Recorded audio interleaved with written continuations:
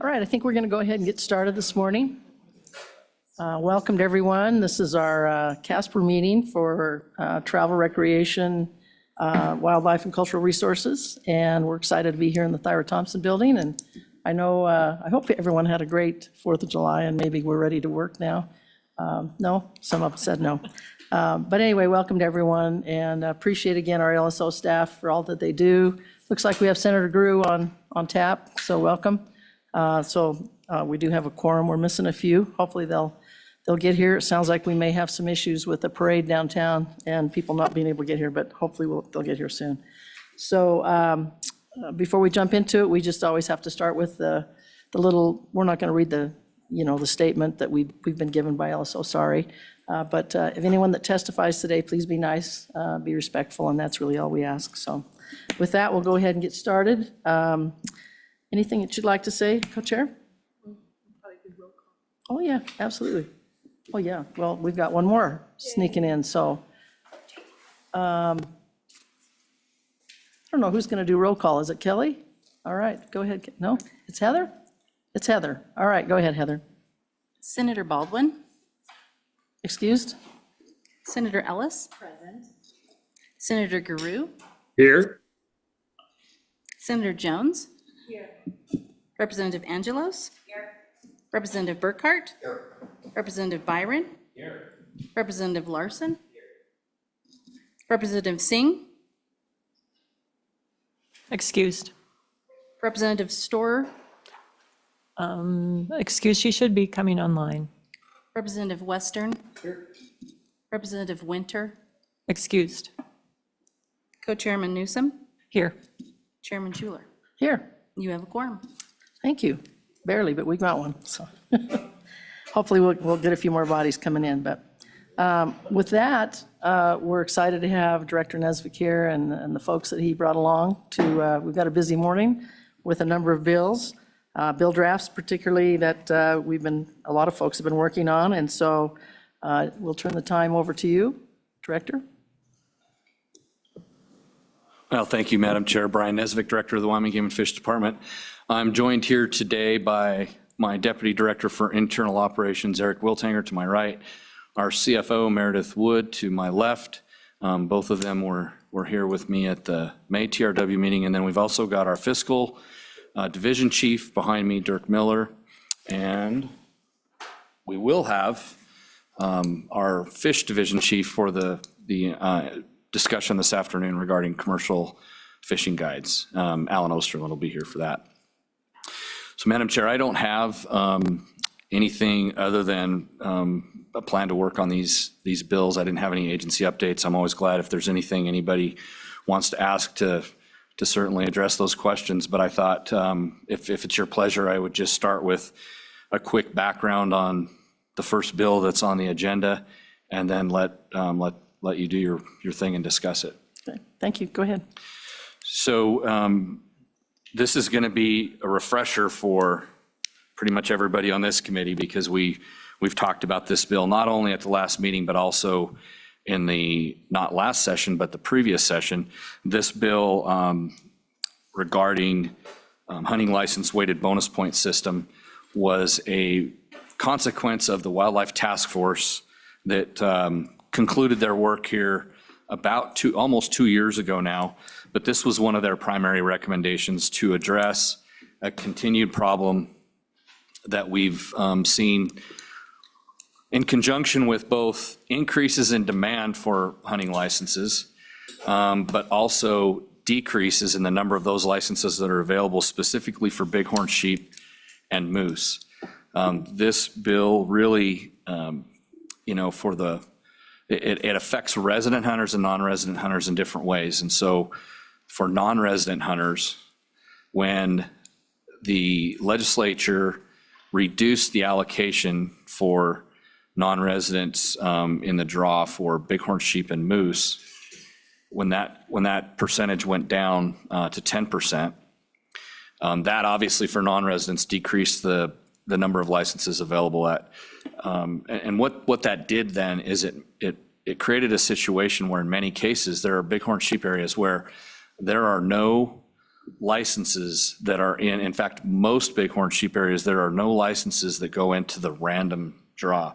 And so really the only folks that have any potential to draw are those with the absolute maximum preference points. If you play this out over time, it's a situation where a non-resident right now has essentially no incentive to purchase preference points. There's not a likely scenario where they could ever draw into this system. So as far as residents go, it affects them a little bit differently. There still are enough licenses for residents to have a chance in the random draw. But if you look over time, and when the Wildlife Task Force convened, they had the Laramie County Community College did some modeling and projected over time, what the predictability of folks drawing would be over a lifetime if they started today at age 12 as a resident, started acquiring preference points, how long it would take them to draw. And really what that modeling showed is that the current system with the number of licenses that are available,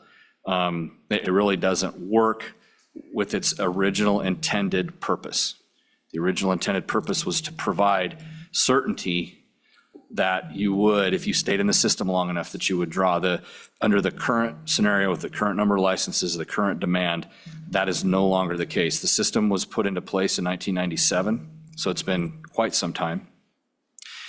And so again, it affects residents and non-residents in a different way. The other thing that we've that this modeling showed, and we've observed this firsthand with those folks that draw, the average age of, for example, the bighorn sheep hunter has consistently gone up. The last we looked, and this is a couple years ago, the average age of the sheep hunter was like 57. And bighorn sheep hunting is kind of a young man's game, a young woman's game. And so, there's a lot of concern with, if this current system stays in place, what does it look like? Do we end up with most of the applicants that receive licenses being of an age that they're not able to actually go and physically do the hunt for bighorn sheep? The other issue, as I mentioned, with a 12-year-old kid, is there an incentive? Is there a hope that they're ever going to have an opportunity to draw a license?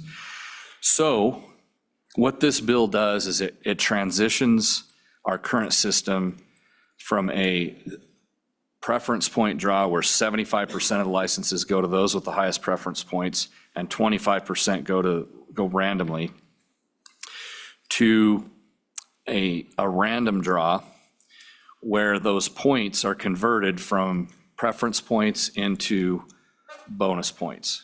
And the difference is that essentially under the preference point system, there's only the pool, those applicants that are in the top tier that are actually go into the draw. In a bonus point system, everybody goes into the draw, but those that have been in longer are going to go in to the bucket with more chances. So as an example, if you've got 10 preference points today and those convert to bonus points, you would essentially have 10 chances in the draw versus 1 for the first time applicant. On top of that, to really add more preference for those that have been in longer, the bill contemplates squaring those bonus points. So then in the same scenario that I just painted, the person who it's their first year, they have 1 point, they're going to have 1 chance in the draw. The person that has 10 points is going to have 100 chances in the draw. But essentially, all folks will have at least chances in the drawing. It's the difference between buying 1 lottery ticket or buying 100. So, the other thing that the task force looked at is, so what happens to those folks who are really close right now and the system would still work for? They're within 3 or 4 preference points of being able to draw. And the bill contemplates that as well, as far as an effective date that is out, that doesn't actually make this go into effect until that pool of folks has had their chance. The modeling suggested that at that time, the number was about 4 years out. So those folks that were within 4 years of the points that were needed to draw in most of the sheep areas in the state, as an example, same applies to moose. The that anything below that really was of no consequence because the numbers were so high that it really wasn't going to make any difference. And so that's where the task force created the recommendation of some kind of a delayed implementation, 4 to 5 years. You know, I've certainly heard concerns from folks regarding, especially those that are close. You know, they're really concerned that, boy, I've been in this system now for 18 years and I want a chance to see this through. But the data doesn't play out that most of those folks are going to draw with predictability under the current system. It doesn't mean they couldn't draw through the random part of this thing. But anyway, this at the end of the day was the task force after a lot of public testimony, a lot of discussion on all kinds of different options. This was the recommendation that the task force came forward with. I do feel that, you know, irregardless of where this particular legislation goes, something has to be done. This is not working anymore. It's not working for the purpose that it was intended for in 1997 when this legislation was put into place. So I think with that, Madam Chair, I will stop and answer any questions that you may have. Questions? Yeah, go ahead, Representative. Thank you, Madam Chairwoman. Director, I was driving down this morning and, you know, I know that the task force put in a lot of effort and a lot of hours, and I really do appreciate that. And I think with this issue, your point is well taken in that the draw age continues to go up, and that's a problem. I think there's a very high level of consensus around that. But one thing I was thinking about is in the discussions of the task force, was there any conversations about what do we want to get that number down to and modeling specific options if that will actually work to getting us down to that specific number? So was there any talk about what number are we going for and how much vetting was there in ensuring this option will actually achieve that number? Director? Yeah, Madam Chair, Representative Western, that was part of the modeling, and I should have mentioned that. It essentially did lower. I don't remember exactly what the age was. I believe that, and it changes over time, but this system would lower that average age. Essentially what you're doing, I mean, if this was to pass, is it would take some licenses that are currently being drawn by older folks and would spread those licenses down to folks in the younger age classes. What comes to mind, and I don't know if we do have a task force member in the room with Lee Livingston. I don't know if he remembers, but what I recall is that in the early parts of this, it would be a modest decrease, but over time it was somewhere in that 41 to 42-year-old range is what I recall. And that modeling has quite a few assumptions in it, and it assumes current license allocation. So, you know, I think it's just important to say that it is a model. But theoretically, if you just think through that, it's obviously going to spread licenses from older folks to younger folks. Follow-up? No? Okay. Other questions from the committee? Okay. Yes, Madam Co-Chair. So if you can refresh my memory, so this is a once-in-a-lifetime draw for moose and bighorn sheep. So if they draw through the bonus point system, then they're out of the system. Director? Madam Chair, yeah, absolutely. And that was also a recent change that was enacted here as a result of a Wildlife Task Force recommendation. So all of those licenses for ram, bighorn sheep, bull moose, bull bison, grizzly bear, and mountain goat are all once in a lifetime. The ones that were exempted from that were female of those species. So where we have female, like we have cow moose licenses in some areas, that would not, the lifetime, once in a lifetime provision would not apply to those. Other questions? I just have one. I know we talked about the implementation, I think it was 4 years. Are we okay with that if this bill moves forward, 2029, or what's your thoughts on that?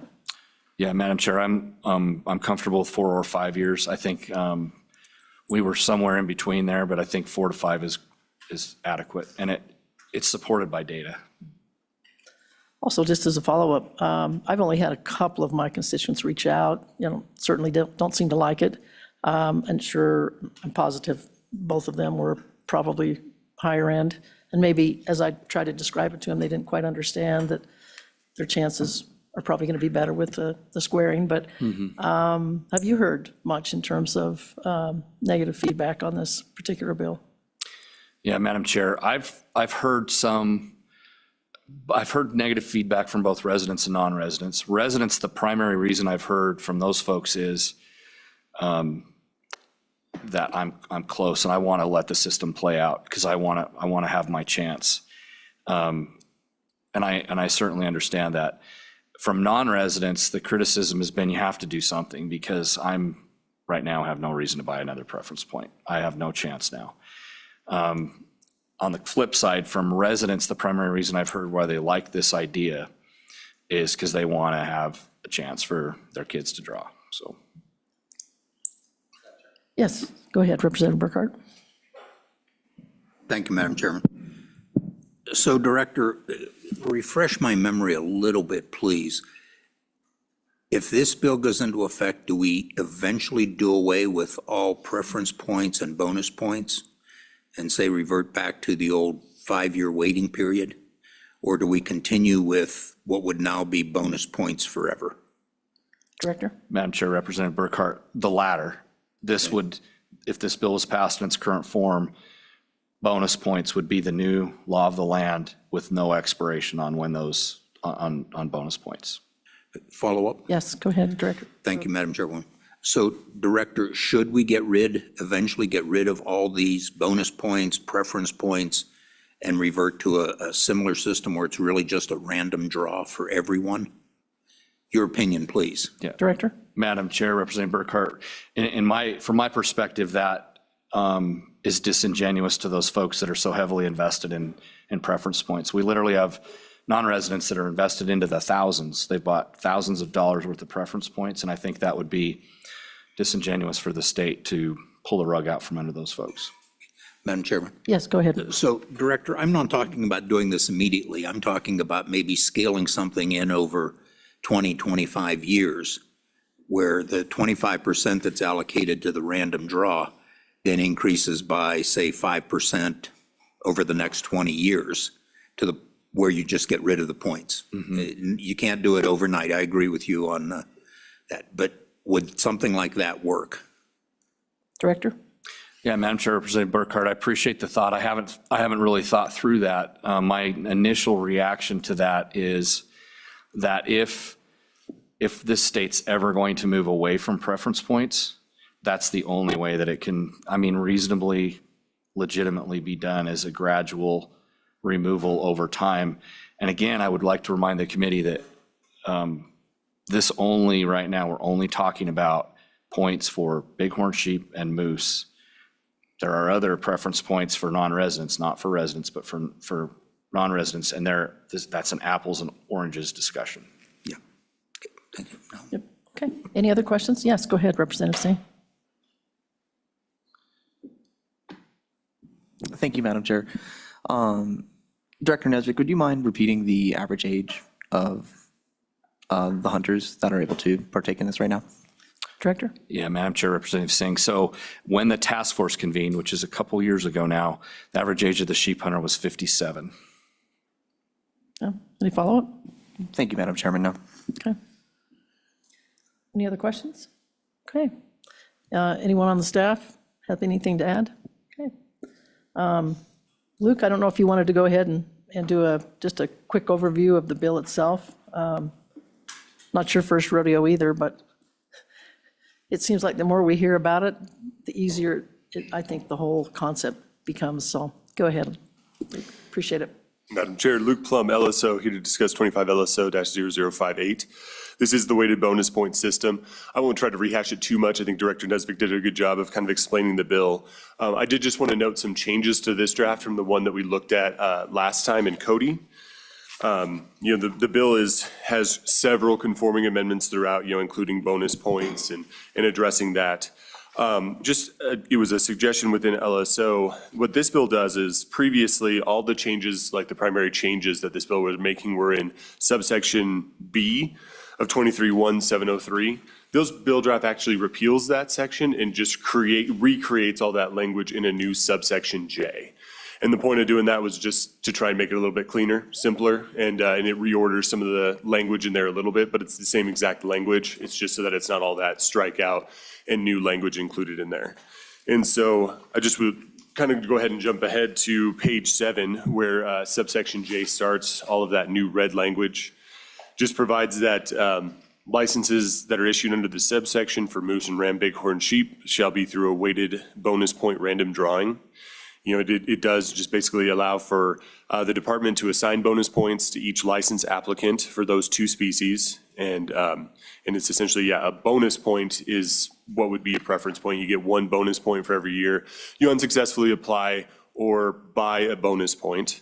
And then it just provides for how the drawing would work, that a license applicant's total number of weighted bonus points are all of their bonus points that they have up to that year that are squared each year individually for the drawing.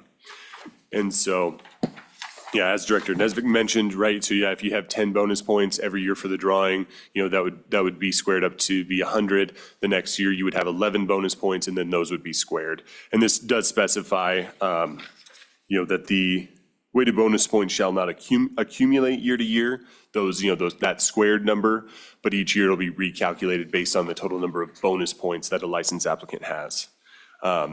Any person who fails to apply for a license or paid the fee in lieu of applying during their second year, that was existing language, basically restarts. So you have to keep kind of buying into the system to continue accumulating your bonus points.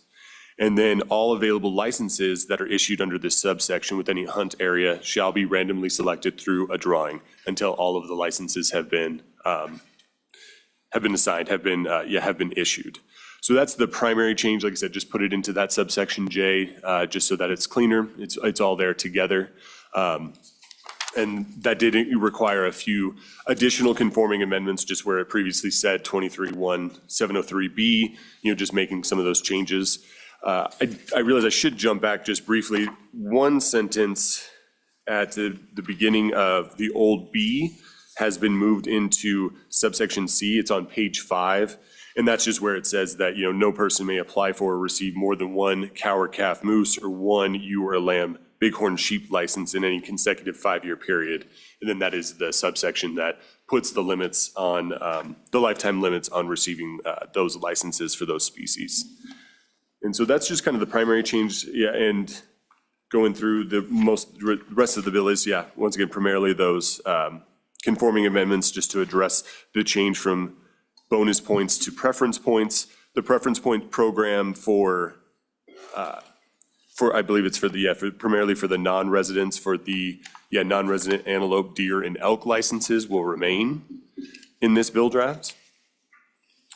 And then starting, kind of near the top of page 15 is where, 23-1-703B is repealed. I included all that original language in a staff comment there. But then on page 16, kind of, part of the way down, there's a few non-codified sections, that this one, and we discussed, as was discussed earlier, about kind of pushing this back to allow for that changeover from preference points to bonus points. And so this actually will apply to all moose and ram bighorn sheep hunting seasons commencing on or after January 1st, 2029. That is pushing it out that 4 years. That was kind of based off the previous bill draft that was considered 2 years ago.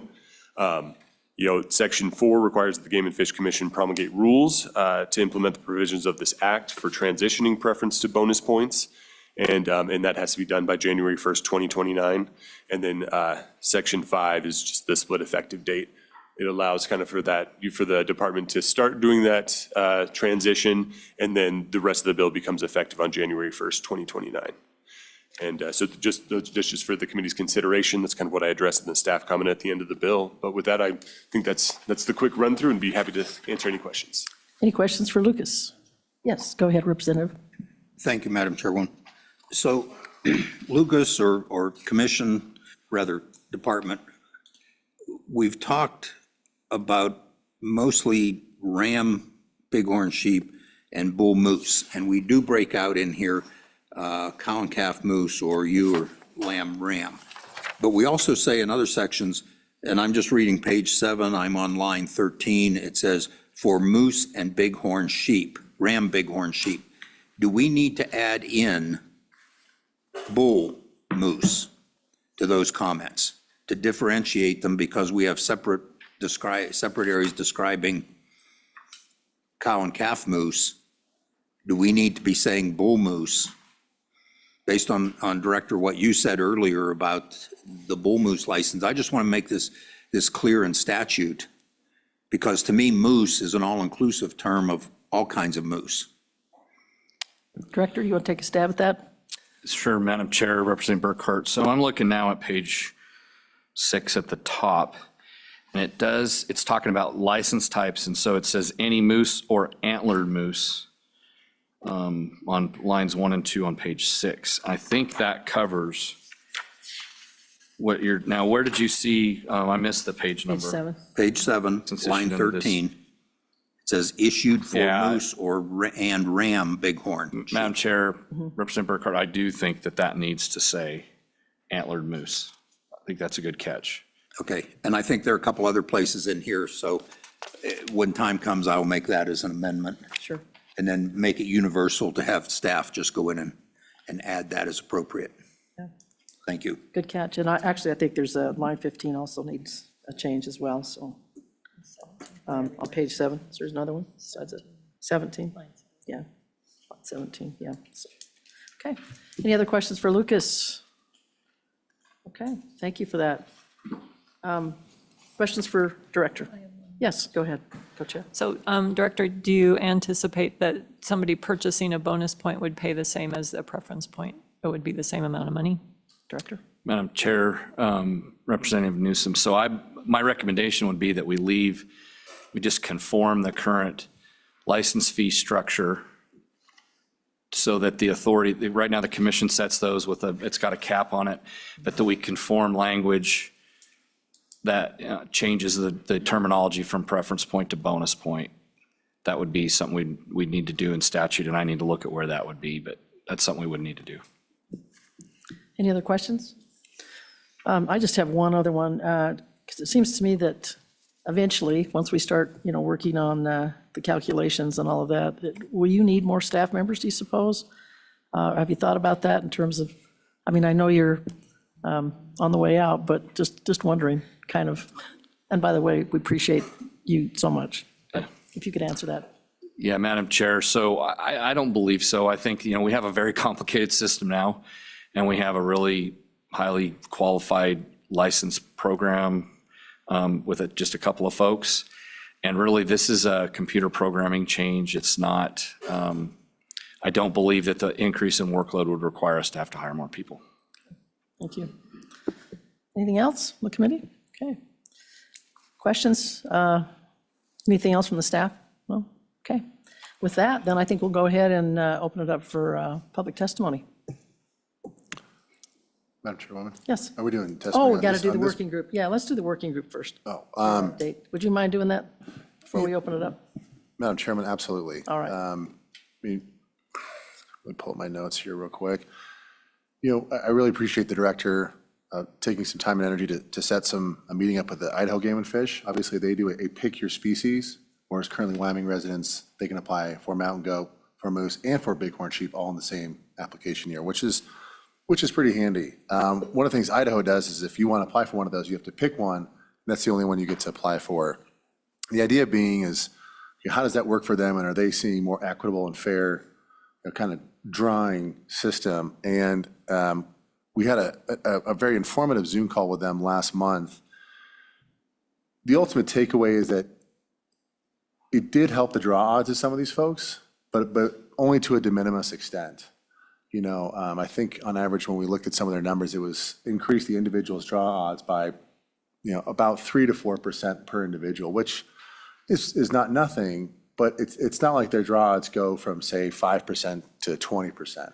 There's some kind of serious increase. We also, one of the questions we asked is just kind of describe how these herds are doing over in Idaho. And certainly for the bighorn sheep, their herds are much smaller than ours. And so they're dealing with even smaller pie to kind of distribute.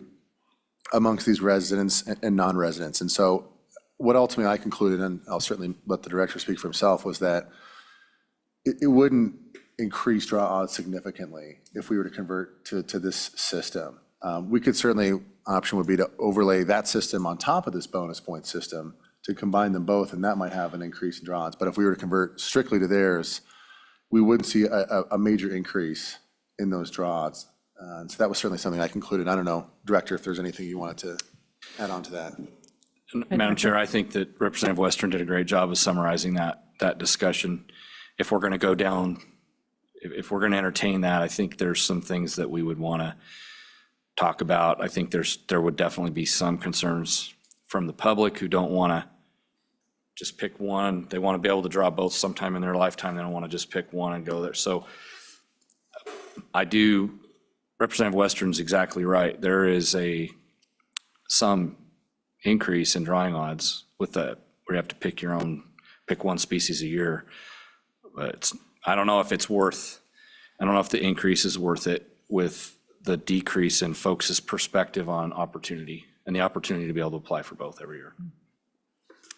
Thank you. I appreciate Representative Western. I jumped on the call a little bit late, so I did hear just the tail end of the information that the Idaho representative gave, but I felt the same way, that I think what we've got here with this bill is a much better option. So, but I appreciate your work on that. Yes, go ahead, Representative. Thank you, Madam Chairwoman. Just a quick question. Did the working group produce a report or anything other than what Representative Western just told us? Go ahead, Representative. Madam Chairman, we did not, but Representative Burke, I'd be happy to share my Google Notes with you if you'd like to look through them. That's the best I can do for you. Thank you.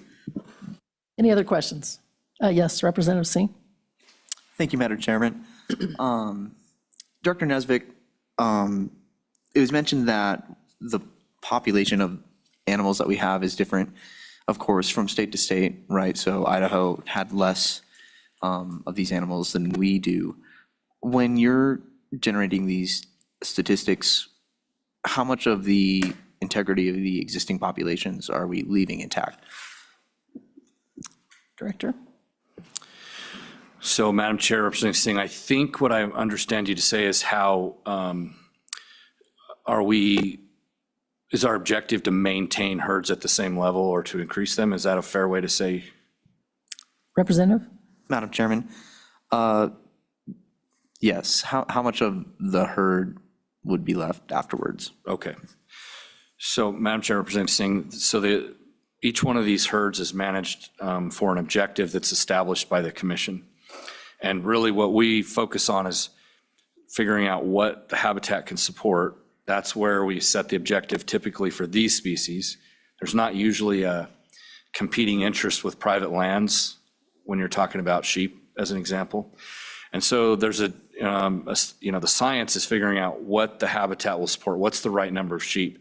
That's where the objective is set. And then the hunting seasons are established to harvest only the harvestable surplus to maintain the herds at that level. So it's not, in the case of bighorn sheep, we don't have anywhere where we're trying to decrease bighorn sheep with one example.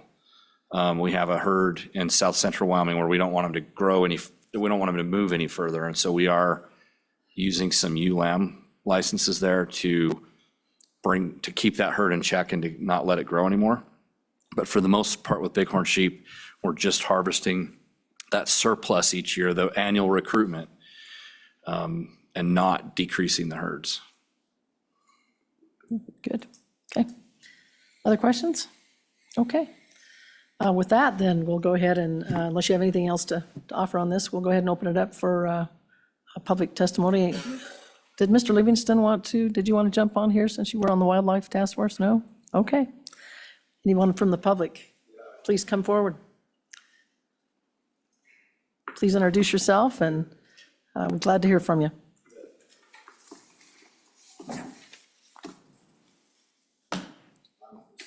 That should be green. Just push a little harder. There you go. All right, so my name's Buzz Heddick. I'm from Laramie, Wyoming. I've been applying for licenses for about 43 years, so a long time. First thing I'm gonna say is I'm lifed out. I've drawn 2 bull moose tags and a sheep tag in Wyoming, so I'm done. So my motives here are not to a self-interest at all. If you really want to make the change that's going to work, I can direct you to page 16. On the top, line 1 there, or actually line 3, sorry, where just scratch out 75% and make that 50%. Right there, you just doubled the number of people that can draw in the random pool. And that's for everybody, both residents and non-residents. It would also clear up the non-residents not having any random tags as well, because there's 50, now there's more to choose from. So if an area had 2 non-resident licenses, 1 could go in the random draw. And then the other change you could make, instead of it be like on line 15 or 14, I'm sorry about that, within any hunt area, you could just make that statewide quota. And that way you don't have to be bound by the quota per hunt unit, but statewide. So in other words, if there was, say, 20 sheep tags for non-residents, they could issue 10 of those through the random draw on a 50-50 and without that specific language about the hunt area. And I would think you would solve a whole bunch of your problems and not have to go through this nonsense of squared bonus points, which I can assure you does not work. It is not going to lower the age at all. I think people need to sharpen their pencils a little bit and actually run some math. I've been applying in Nevada for 25 years for 2 species of sheep, elk, pronghorn, and deer, and I've never even sniffed a permit. I have a buddy, one of my best friends, Tom Dreyer, lives in Wisconsin, same thing with him, only he's been doing it 30, and he's also not drawn. And the reason that is just because of the number of applicants. There's just so many more applicants entering the draw anymore that even as you square your bonus points, you don't catch all the people that are applying behind you. There's just too many of them, and their points are all squared. So my best odds of drawing a sheep tag in Nevada were actually about 10 years in. From 10 to 25 years, they've actually declined. And that's just simple math. You just have to look at the total number of licenses, total number of applicants, and that's just a fact. I've done all the math. Like I say, been doing this for a long time. And the only thing I would argue that the only thing more unfair than a point system to start with is changing 29 years in. And also on the resident side, the claim that this is not working is also false. There was sheep tags you could draw with 15 points this year on the preference, and there was a 1 moose tag that went for 2. So I think those are all things to really consider before you start monkeying with the squared bonus point business. And that's all I have. Questions? Yeah, go ahead, Representative Western.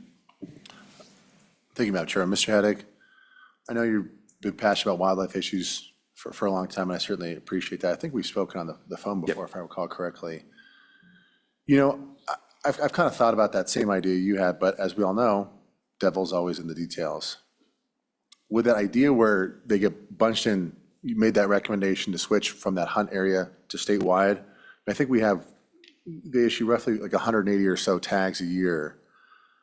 How would that work if we're just spreading those across the state? I mean, are we taking kind of herd health conditions into consideration, how those get allocated, or how would that work under that idea? Yeah, so I guess if there were 2 sheep tags per area and you know, you just put 1 in the random and 1 in the preference point pool. And the reason I've done a lot of thinking about this is like, okay, what's most fair to everybody, right?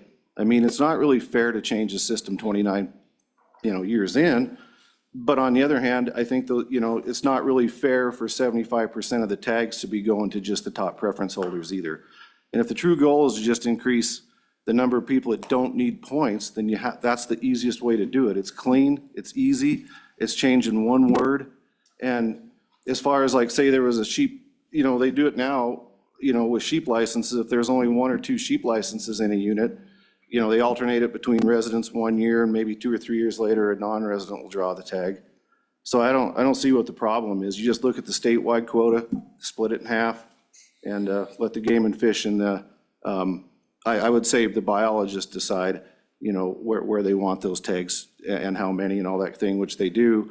And then just simply do that. I mean, you're doubling the number of tags that, which is the goal, is to get more people on the random side to draw, make it more random. That's how you do it. It's easy. And I don't see any reason to make easy stuff,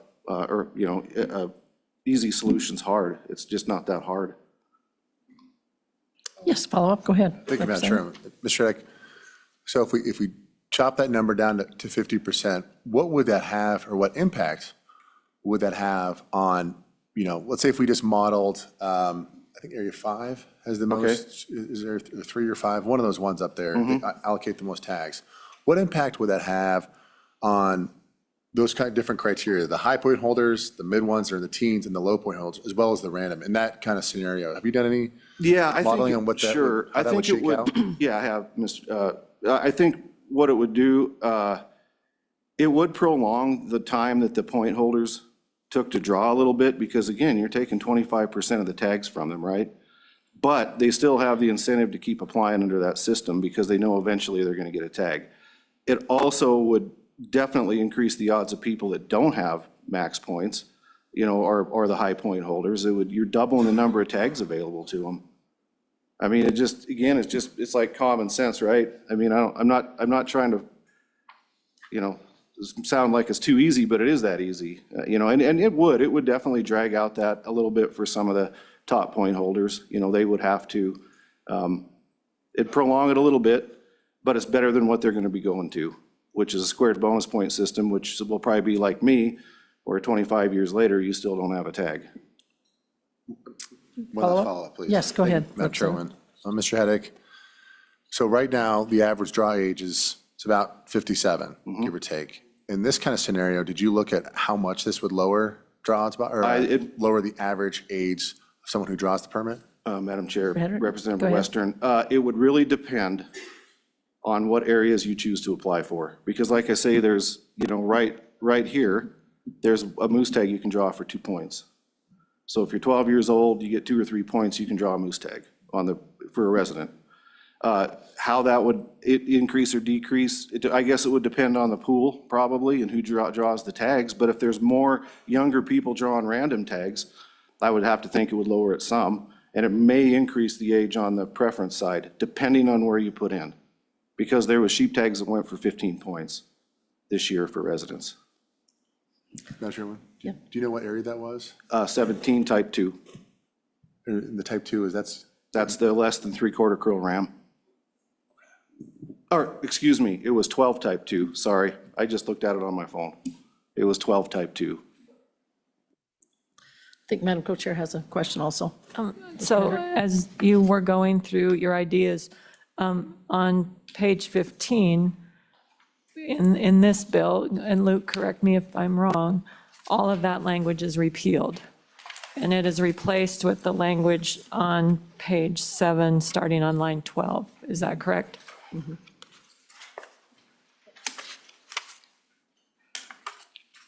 So I believe, Luke, that takes out the 75% altogether, and everything's a random draw. Is that correct? Go ahead, Lucas. Madam Chairman, yes, thank you. This bill draft does repeal subsection B, and we are creating that new subsection J. I would just note, the previous iteration of this bill draft removed that 75% language in favor of, creating the completely random draw. Thank you. Just one question. Go ahead, Representative Burkhardt. Go ahead. Chairwoman, thank you. So a question for the director on this point we just raised. So the new language starting on page 7, line 12, in effect removes any random draw for anyone. You have to have points, in other words, to draw anything. Director. Am I correct? Madam Chair, Representative Burkhardt, that's correct. Your first, you'd either have 1 point or, a lot of points. Okay, thank you. Any other questions? I looked at a lot of different states, again, just kind of interested more than anything else in seeing if I felt like there was something that was the perfect system. I don't know that there's a perfect system out there. I mean, I know the Wildlife Task Force, they spent so much time on this, and I don't know that we'll ever get to perfect, but I like where this is headed. I know of some folks that told me they like this because they felt like they had a better chance. And there were some of them that were aging out, and they just felt like that this was the way to go. But I appreciate your testimony. No other questions? Okay, thank you. Any other folks in the public that would like to testify? Please come forward. Oh, thank you again. Anyone online? Okay, we'll close public testimony. With that, unless the director, anything else to add? No, ma'am, I'm, not unless anybody has questions. Okay. Committee, what's your pleasure on this bill? Move the bill. Okay, it's been moved by the representative. Anything else? Anybody else? Second? Second, okay, okay, absolutely. Seconded by Representative Burkhart. Okay, let's go ahead and discuss the bill, and if you have amendments or anything like that, let's get them out there. Yes, go ahead, Representative. Thank you, Madam Chairwoman.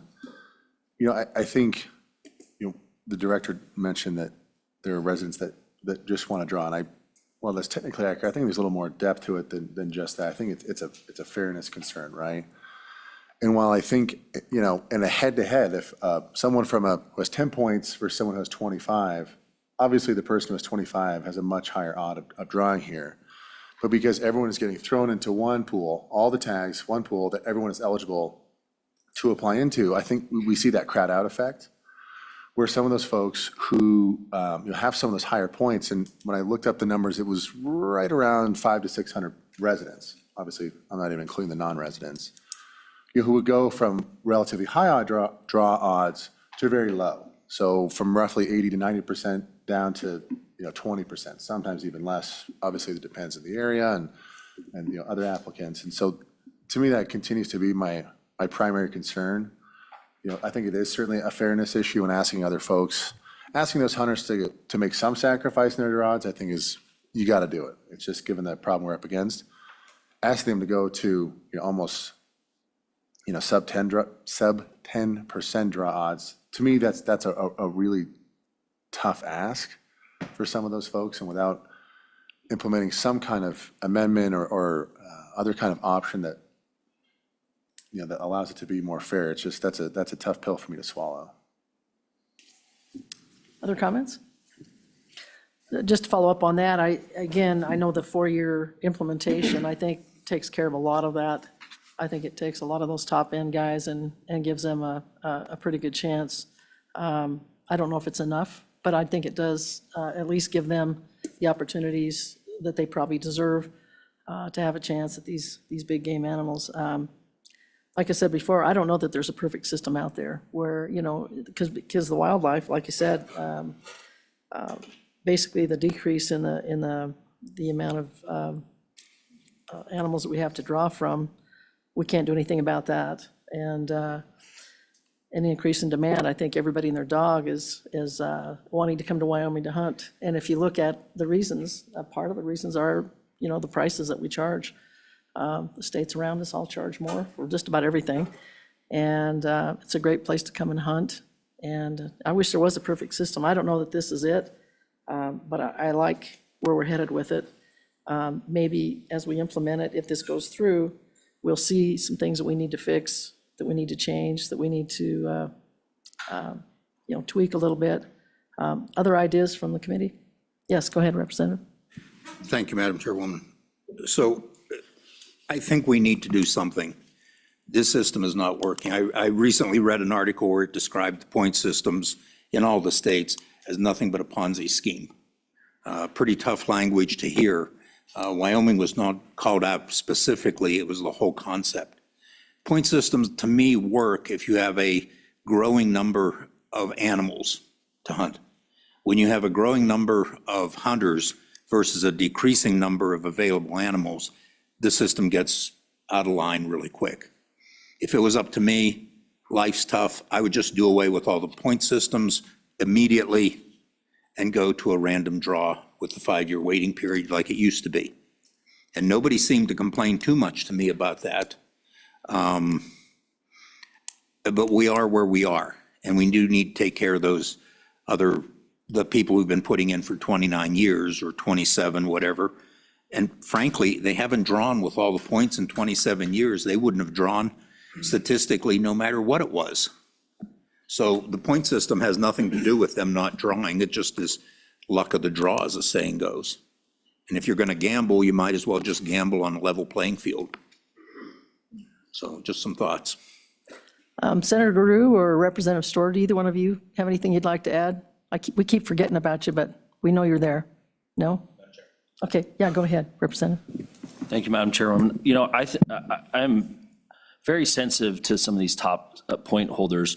With the implementation date, you know, in 2029, I become from a midpoint holder to a more closer to a top point holder as this bill gets implemented, and am immediately potentially adversely affected. Now, that is my selfish comment. Where I don't think we've had enough discussion is when I look at my 4-year-old who will be putting in 8 years and has very little hope to ever draw one of these. That was mentioned once by the director. It wasn't mentioned in the testimony. We haven't talked about it as a committee yet, but that is statistical fact that while Representative Wester and myself, who are few of the people in the body that have points, are concerned about ourselves, when do we take and remove that selfish desire to go get to harvest one of these trophy animals and look at what it's going to look like in 2040, 2050, 2060? And I think to Representative Burkhart's point, you know, there will be an opportunity down the road to potentially discuss that. I also do like the fact that, and I was really hoping to maybe lay this bill back because it is a big concept as a hunter who has been putting in for a long time to still wrap my head around. You know, we're obviously moving forward now, so I do feel safe with implementation date enactment clause of 2029, and I think that future members of the bodies can certainly you know, change this as we move down the line. But I mean, at this point, I do think at least I would ask the committee to consider those younger hunters that, you know, we're trying to inspire every day to get out and get involved and get out in nature and get out in the mountains, you know, or the plains. And I think they have very little incentive as they hit that age. You know, I was very excited to hit that age and start applying. So they're not going to be as excited. So I guess in closing, I still struggle with this concept, but do think that we need to honor the work that's been done and move it, consider moving it out of committee and getting it, you know, to the floor. Other comments?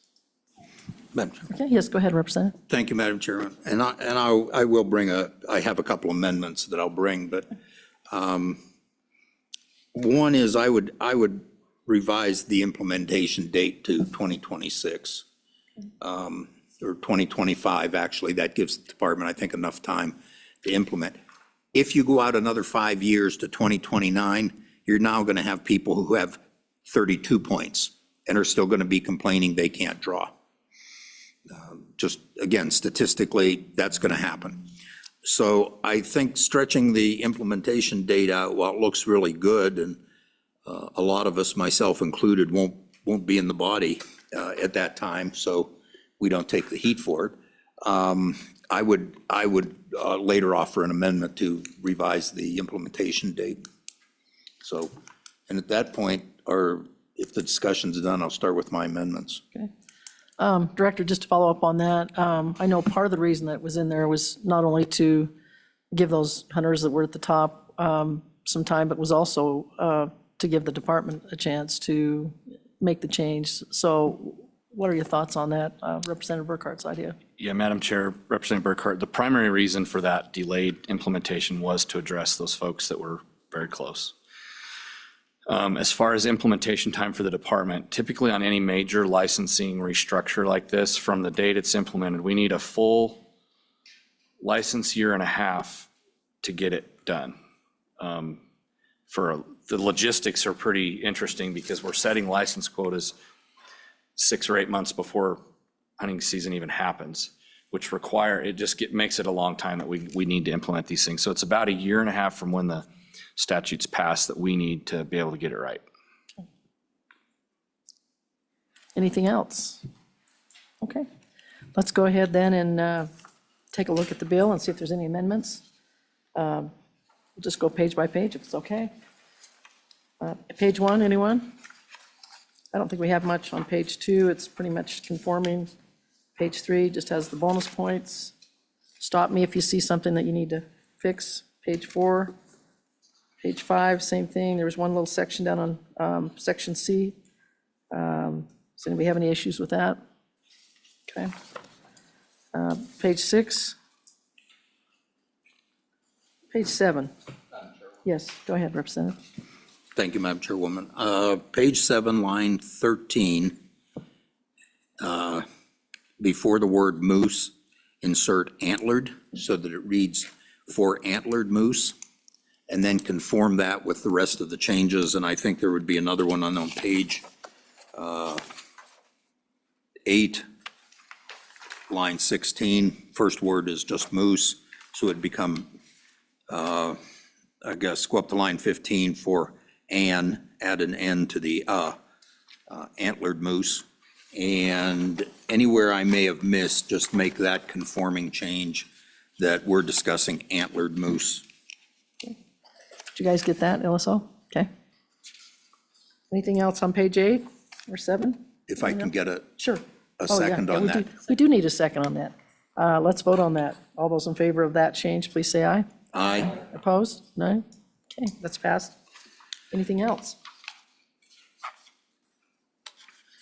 Okay, page 9. There's nothing on page 10 that's changed. Or 11. Madam Yes, Madam ahead, Chairwoman, back to Representative. page 8. okay. I would make a conceptual amendment and let staff word it to reinsert the 75%, 25% split language that was in the original paragraph B. Okay, discussion on that? Yes, go ahead, Representative. Oh, a second, okay. Any discussion on that idea? And Madam Chairman, I don't have exact language, but it'd be conceptual to revert back to some of that language in the original paragraph B and let staff insert that. Luke, Lucas, that, you got that? Okay. Okay. Any idea where you'd put that? You have an idea? Okay. Discussion on that? Yes, go ahead, Madam Co-Chair. I just have a question. So on page 16, the possible reinserted language would be not less than 75% of the available licenses within any hunt area shall be randomly selected through a preference point draw. So is it your intent to have 75% is in the bonus system, and then the other 25% is just random, no bonus points I put in, and I have just as good a chance as anybody else? Madam Chairwoman, Yes, go ahead. yes, that's my intent. Thank you. Okay, discussion on that? Director, any ideas, your thoughts on that? Yeah, Madam Chair, it's implementable, similar to how we do the system now. The one thing that I may not have said well is that, the bonus point system really is a random draw. It's completely random. It's just some people have more chances in the draw. It's like if you took and you bred the preference point system with completely random, what you'd come out with is this weighted bonus point system. Okay. Any other discussion on that amendment? Okay. All those in favor of that amendment, please say aye. Aye. Aye. Opposed? No? Okay, that passes. Anything else? I think we got as far as, yes, go ahead, Representative. So now that that amendment has passed and that language is reverted, on page 16, line 7, instead of 75, switching that to 50% is my amendment. If the committee, Is there a second on that? Okay, there's a second, Representative Singh. Discussion on that? Go ahead, Representative. Madam Chairwoman, I think as we kind of heard that if we shrink that number, it it's fair to the folks who have points, but also increases the random drawing and makes those folks more likely to draw as well, and kind of helps us crack away at decreasing the average draw age for the species. Thoughts, anyone? Everyone's deep in thought on this. I was like you, I kind of liked it. Knowing what all the ramifications are, I don't know. Director, anything you feel on that between the 50 and 75? So, Madam Chair, Representative Western, can you tell me again what you just did? I couldn't hear you. Oh, sorry, Director. So it's on page 16, line 7. The amendment is to drop that 75 to 50%. I believe it's line 3, isn't it? Line 3? Is it line 3? Well, line 2 and 3 on page 16. Yes, that's that correct? correct. Madam Yeah. Chairman, that's So, correct, yes. so, Madam Chair, the only question I've got there, I mean, that's implementable as well. But that's in the staff comment from previous, they were just referencing previous language. That's not part of this draft bill right now. No. So then that I think- 50% would go back to page 8 where Representative Burkhart. Yeah, I think that's the intent. Is that right? Yeah. Okay, Yes, correct. I'm tracking now. Okay. Any other discussion on that amendment? Yes, go ahead, Representative Byron. Yeah, we did have a second for Representative Singh, so. Okay, if there's no other discussion, let's vote on the amendment. All those in favor of the 50% change, please say aye. Aye. Those opposed, no? Okay, that's passed. Anything else? So, Absolutely, absolutely. so I just have a question for clarification. Okay. So we're essentially creating two systems. We're creating a bonus point system, and we're creating a non-bonus point system with the amendments that we've just made. So there will be, so if I apply for a license, I can choose whether I'm in the bonus point system, or I can choose if I'm in the regular draw. I'm unclear at this point how this works with the amendments. Director? So Madam Chair, I think, and I'm going to need to study this if this passes, but I think the way we would implement this under the concept that's been discussed is that we would do similar to what we do now. And there would be a drawing that happened with the squared bonus point system. And that drawing would fall out however it may. There could be people with 1 point that draw, and there could be people with 625 chances that draw. Then, after those licenses were pulled, there would be a completely random draw for the other 50% of the licenses. And that would be everybody would basically that's in the draw that didn't draw on the first one would have one chance. No squared, no weighted, just one chance. That's the way I interpret this change, and it is implementable. Okay. Also, make sure those of you out in the public, sometimes when we have conversations, they're coming up here through the, we don't want to hear anything like that. It's a little bit distracting, so please be aware of that. Other comments, questions? Okay, we voted on the amendment. Anything else? Did we vote on Cyrus's? We did, yes. Representative Burkhart, were you going to make an amendment on the implementation, or had you changed your mind on that? No, I was, Madam Chair, I thought we were going page by page. I was just waiting. Absolutely, yeah. And it is on the last page, so. I think we got as far as page 16, so if you'd like to go over to, well, actually, it's listed on page 16 and 17, so if you'd like to make that amendment, go ahead.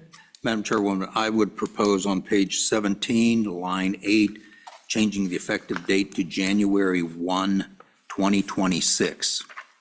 Is there a second on that? Second. Second, okay. Discussion? Talked a little bit about it, but Representative Angelos, go ahead. Madam Chair, I think I'm going to disagree with my colleague there. I think listening to the director himself, they need ample time to implement. And if we take this to the floor in 2025 if we put into effect 2026, that's a year.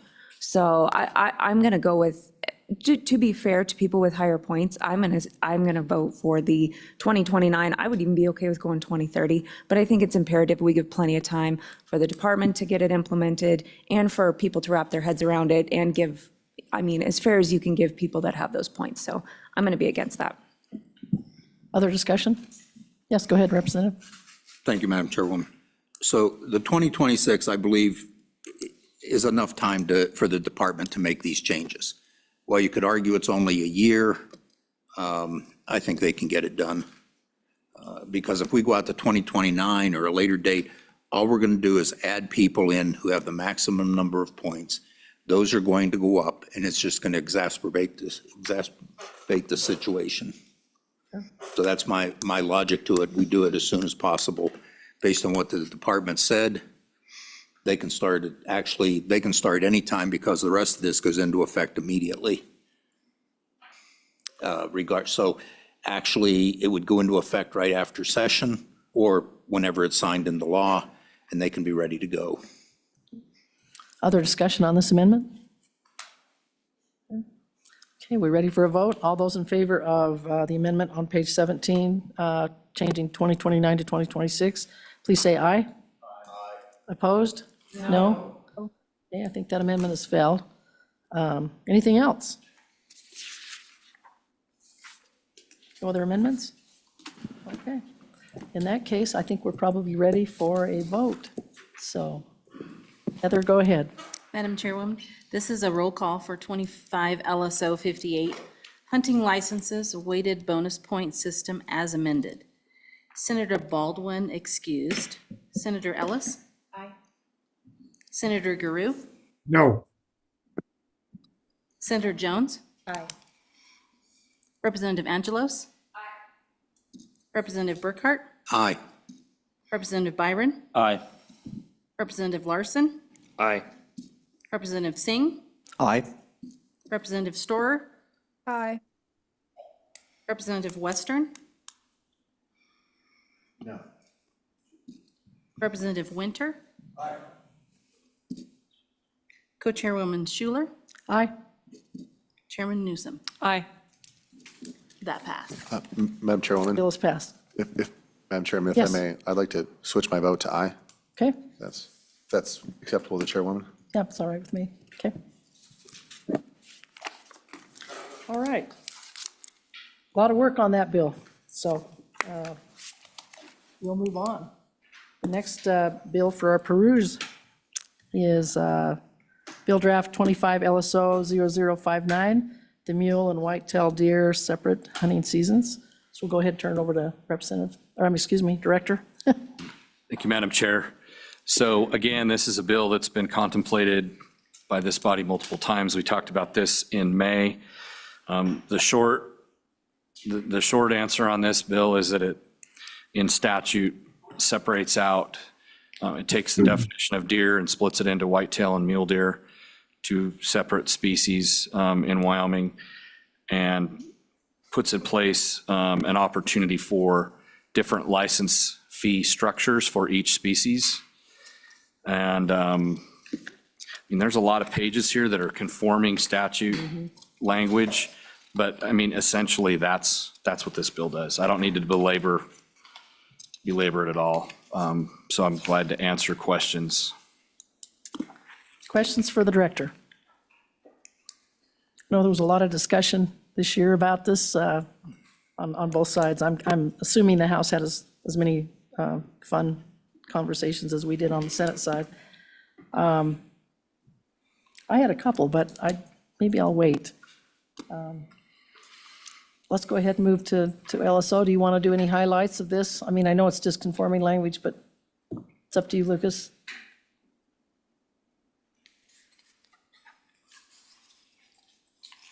Wouldn't hurt to have a high-level look, so go ahead. Yes. Thank you, Madam Chair. Luke Plum back up here for the mule and white-tailed deer separate hunting seasons bill, 25 LSO-0059. Yeah, I think I'll try and be very, very brief.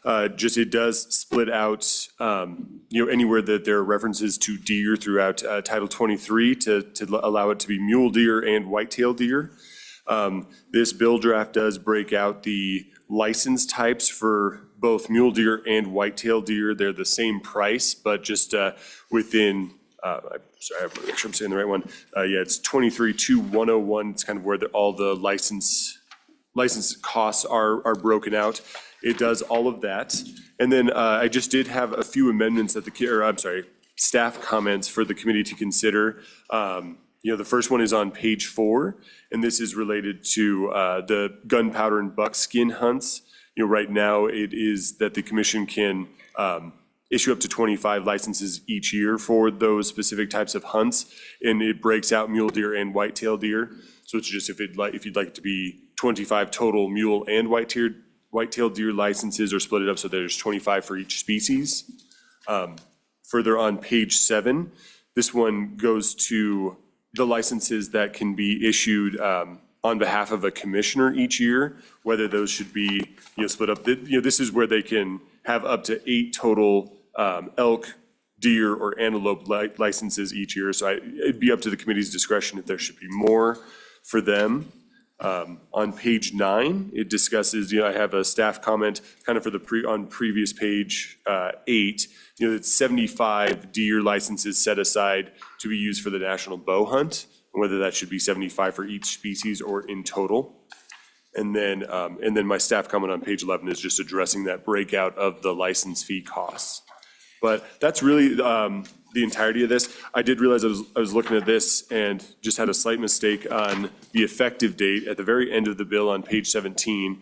This act is effective, it says currently January 1, 2025. That was just an oops, it's was intending for that to be 2026, and just generally do that January 1, 2020, at the beginning of the year for the department to, kind of conform with their hunting seasons. Questions for Mr. Plum? Okay. Seeing none. Thank you. Appreciate it. Madam Chair. Yes, go ahead, Representative. Question for the director.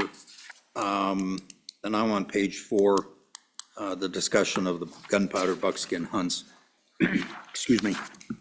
Are those hunts in areas that are specifically set aside for what I've always called black powder or muzzleloader hunts?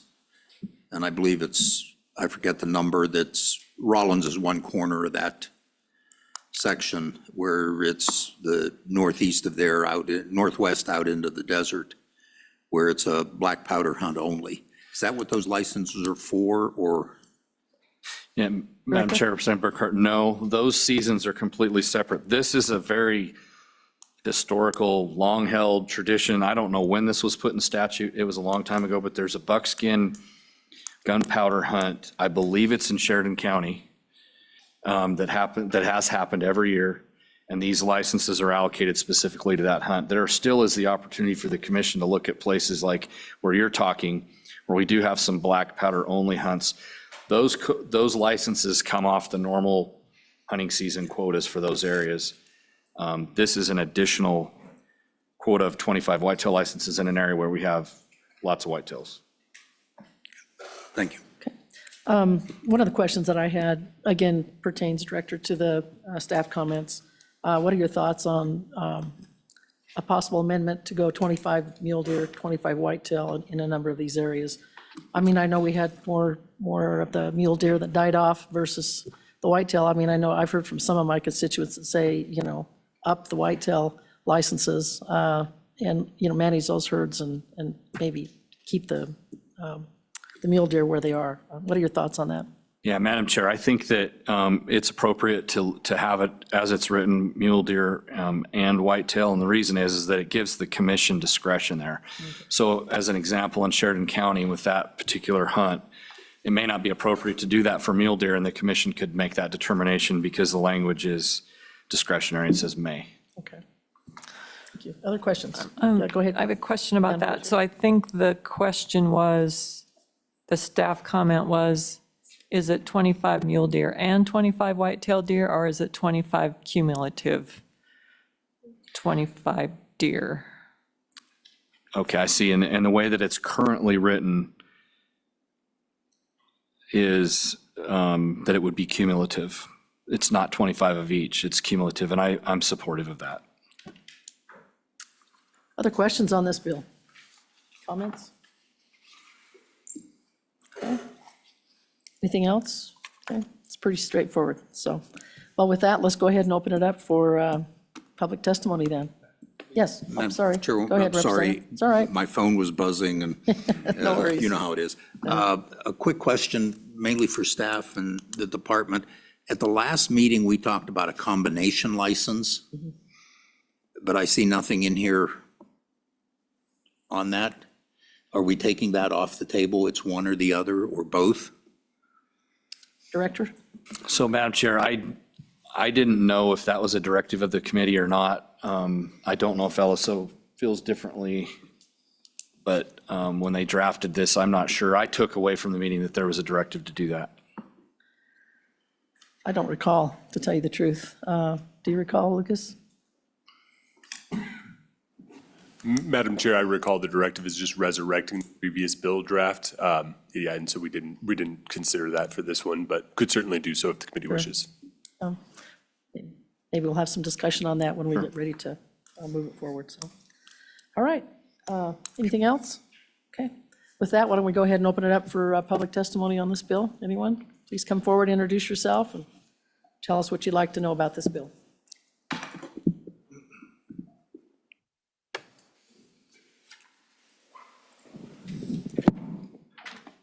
Thank you, Madam Chair. My name is Jeff Muratori, and I live here in Casper.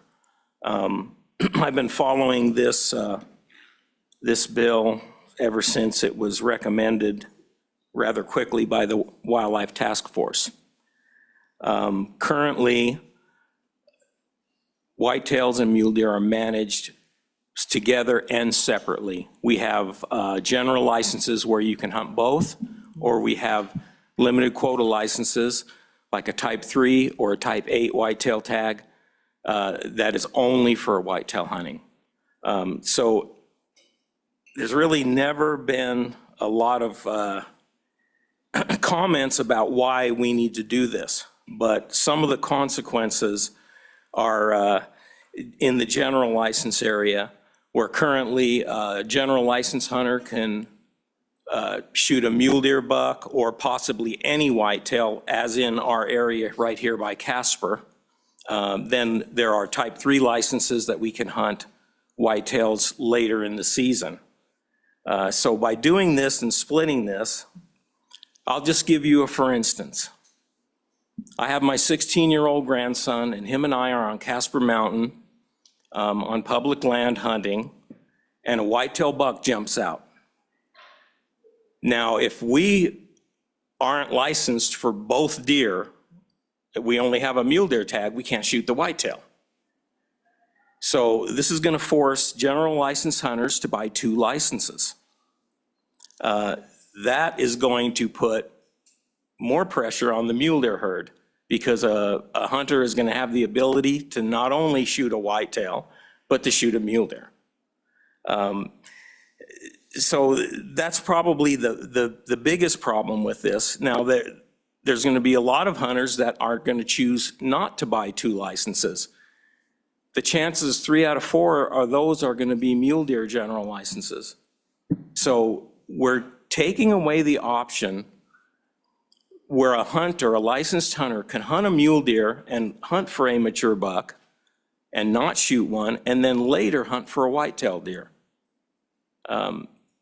So it's an unintended consequence, I believe, but there's also been some talk about we have too many whitetails. Well, there's 2 reasons if we have too many whitetail deer in this state. One of them would be hunters don't have the access to hunt them. The other would be the department is not issuing enough whitetail tags or lengthening the seasons long enough. So I really don't understand why we would want to split these species and add all these complications like a combination deer tag, which I believe the statute would have to be changed, because the way the draft is reading now, there's a whitetail tag and there's a mule deer tag. So I really think the system that we have right now is more than adequate. The department has all the tools it needs to manage whitetails and mule deer, and we are going to put more pressure on mule deer with this. Questions for Mr. Muratori? Yes, go ahead. Thank you, Madam Chairman. Mr. Muratori, I looked you up on Facebook, and you've got a really nice mule deer in your profile photo, so I can certainly appreciate that. My question is, do you think right now, some areas, deer areas, they're allowed to issue the type 3, the whitetail only tag? Do you think that, if without this bill, do you think that's an adequate option to increase the quota for those type 3 tags to manage some of those whitetail herds? Mr. Muratori? Madam Chair, Representative Western. So I take it your question is, if we needed to put more pressure on whitetails, is the type 3 tag adequate? That's it. Madam Chairman, Yes, Paul? yeah, I mean, this is part of the reason this bill is here, is to help manage some of those whitetail populations that maybe aren't doing so great right now because of EHD, but will eventually rebound and get back to pretty high levels. Without this bill, do you think the type 3 option and issuing more type 3 tags is the best management option by the department? Madam Chair, Representative Western, absolutely. Not only that, the department could increase type 8 whitetail doe licenses. There's no reason why right now the Game and Fish can't manage whitetails in the state of Wyoming. Absolutely none. And, to say that we need to split the species, I'm not buying it, and I'm not hearing it from the department level. There isn't anybody down there that wants this to happen. They're all encouraging us to come here in front of you and testify. So I really don't get this. They have all the tools they need. And on top of that, the extra pressure on mule deer is not what we need. Most people that I know, when they hunt mule deer, they're looking for a mature animal. They're going to take the older buck out of there. If they don't find one, which is mostly the case, then we have the options to go whitetail hunting. And this would also be a detriment in the Black Hills, because if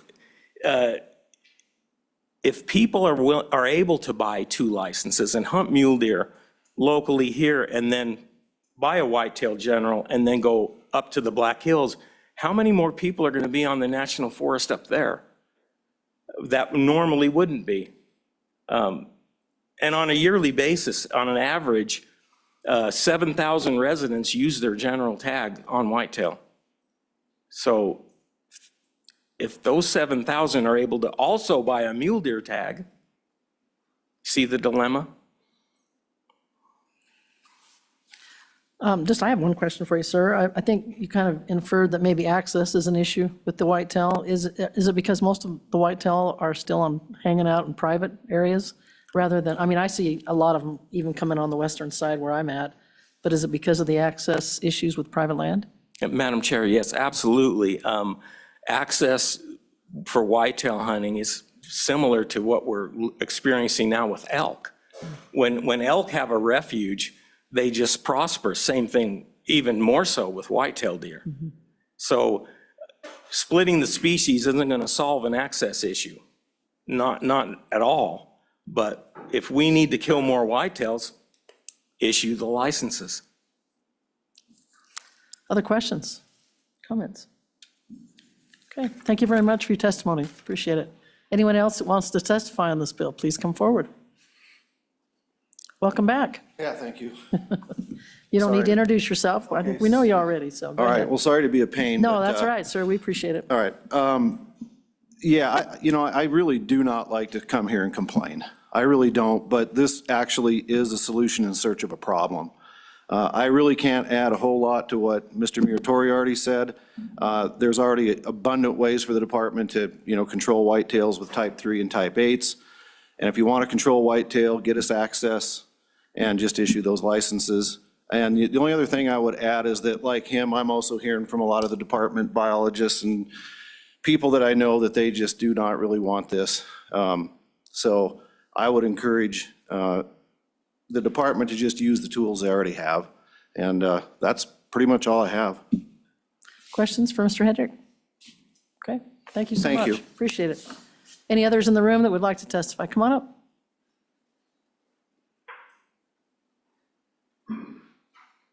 Please introduce yourself. Welcome. Thank you. My name's Kevin Brainerd. I live here in Casper also, and I don't have a lot more to offer on top of what Jeff has already said, but I just want to reiterate the idea of being able to go hunt a mature mule deer and then come back and be able to hunt a whitetail on one tag is something that this could possibly take away. And I'm a huge mule deer guy, been hunting them my whole life. I love them, I'm obsessed with them. And they're a species that's in huge decline in all of Western United States, specifically Wyoming has got issues with it. And the idea of adding the ability to harvest more of those and any way like that that could actually be detrimental to the herd, I can't really get behind it. And I don't even understand why this bill is needed, because the ability for the game and fish to already manage whitetails is there. So Hi. Yeah, sorry, I didn't catch your name again. Would you? Kevin Brainerd. Kevin? Okay, Brainerd. Questions for Mr. Brainerd? So I have a question, and it's kind of, so there's been comment after comment about how mule deer will be negatively affected. But I'm assuming that the department will manage mule deer herds and allot however many licenses that's acceptable to keep a target population of mule deer. So in listening to this, I'm getting the impression that you think, or maybe it's true, that mule deer licenses will just be readily available.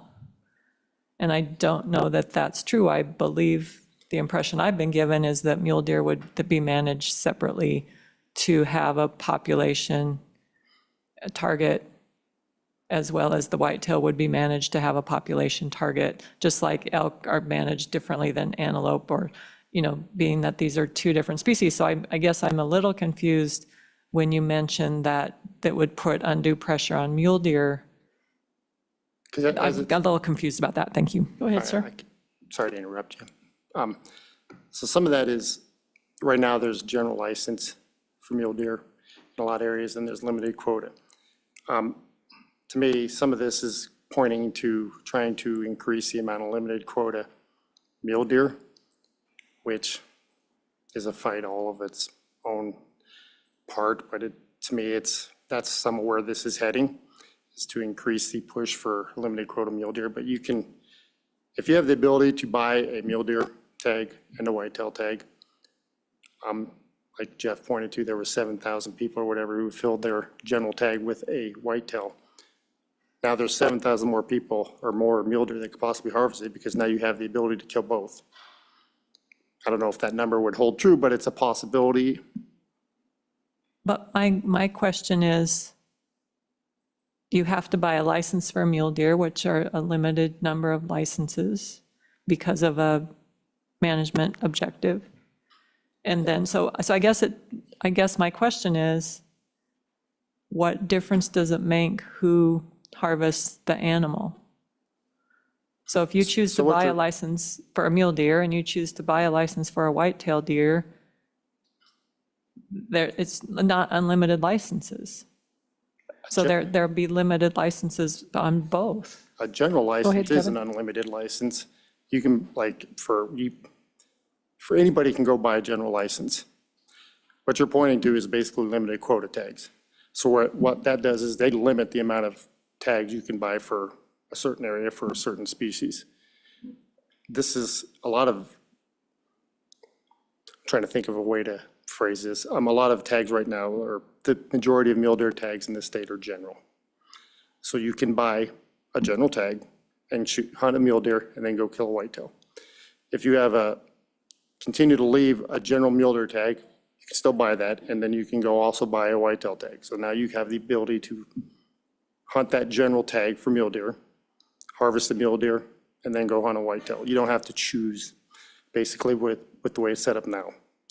In either way, it's already set up that the commission or the Game and Fish can manage them that way anyway. So, am I making sense? I feel like I'm not. Go ahead. I see that one person, one hunter, can harvest 2 animals instead of 1 in this system, in the proposed system that you could harvest a mule deer and a white-tailed deer. What I don't understand possibly is that there are a limited number of licenses.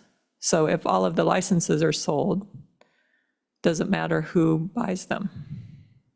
Right. So there's not really a limited number of general licenses. That's not how they manage the mule deer herds. They do it with season setting and antlered harvest. So does that make sense? So there is basically not a limited number of licenses sold for mule deer in general areas. Does that make sense? I don't feel like I answered your question, so I apologize. Madam Chair, I might be able to Go add ahead, a little Director. bit here that might Yeah, be helpful. jump in there. I'll try anyway. So right now, there are 2 ways where the department allocates opportunity for the harvest. We'll start with the mule deer. There's 2 ways that's done. One is with a general license, and the other is with a limited quota license where there's only a set number and you have to draw for them. In those areas where it's under a general license, which is where these gentlemen are concerned, those numbers of buck deer, this is really all about buck deer. Those numbers are managed by the length of the season, not the number of licenses. So our biggest deer herd in the state in western Wyoming is managed with a general license. And when we have concerns with the buck ratios being low and we're trying to have more buck deer, we just shorten the season length. That's how we manage general license mule deer hunting. There are areas, and I think this is where the concern comes from, is there's areas where there's general license for mule deer and then you can go somewhere else where there's general license that can be applied to whitetail deer. And so if a person would normally hunt only for the big mule deer in the general license area but not kill a deer currently, then they'll take that license and go harvest a whitetail with it. This would require them, in order to do the exact same thing, to have 2 separate licenses to do that. And the other point I would make is that just, every other big game species is managed that way. If you're on Casper Mountain or Muddy Mountain south of here and you have an elk jump out, you got to have an elk license for it. Under this, if a mule deer gets up, you're going to have a mule deer license to harvest it. If a whitetail's there, you're going to have a whitetail license to harvest it. At the end of the day, the department, as these gentlemen have pointed out, the department has the ability to manage the species separately under the current system. I think a lot of the impetus behind this coming up, as I recall, this is about the 4th time there's been a bill in the last 10 years on this thing. For a lot of folks, it just comes down to the fact that they are 2 separate species of animal in our state, and they're the only one that you can hunt both on the same license. There are some implications. There's some places where there's advantages. There's some places where people have concerns. There's a lot of speculation about human behavior and how humans will behave if they've got a new option. But at the end of the day, as I've processed this and had all the, a lot of discussion, even after the task force with even some of the gentlemen in this room, if this changes, it doesn't change the commission's ability to continue to manage both species separately with different herd objectives. When we're talking about actual population management, we're not even really talking about buck deer and buck whitetails or buck mule deer. We're talking about harvesting the female of the species. So there's very few places in our state where we're harvesting doe mule deer. There's a lot of places where we're harvesting a lot of whitetail does, and this would not impact the ability to do that. Thank you. Any other questions for Kevin? Okay. Oh, go ahead, Representative. Thank you, Madam Chairman. Director, real quick, is date setting or tag or quota setting, which is the most effective at managing some of those herds? Go ahead, Director. Madam Chair, Representative Western, generally speaking, it's much more precise when you're allocating a specific number of tags, because it's an absolute number and there's not a lot of predictability. In a general season structure, you have to predict based on past behavior, based on herd numbers, how many folks are what the harvest rate's gonna be. So it's speculative. Just to follow up on that, what's your thoughts on what this would do if this bill went forward in terms of licenses? How many folks do you think would buy one of each? versus those that just like the mule deer and we're done with it? Any idea on that?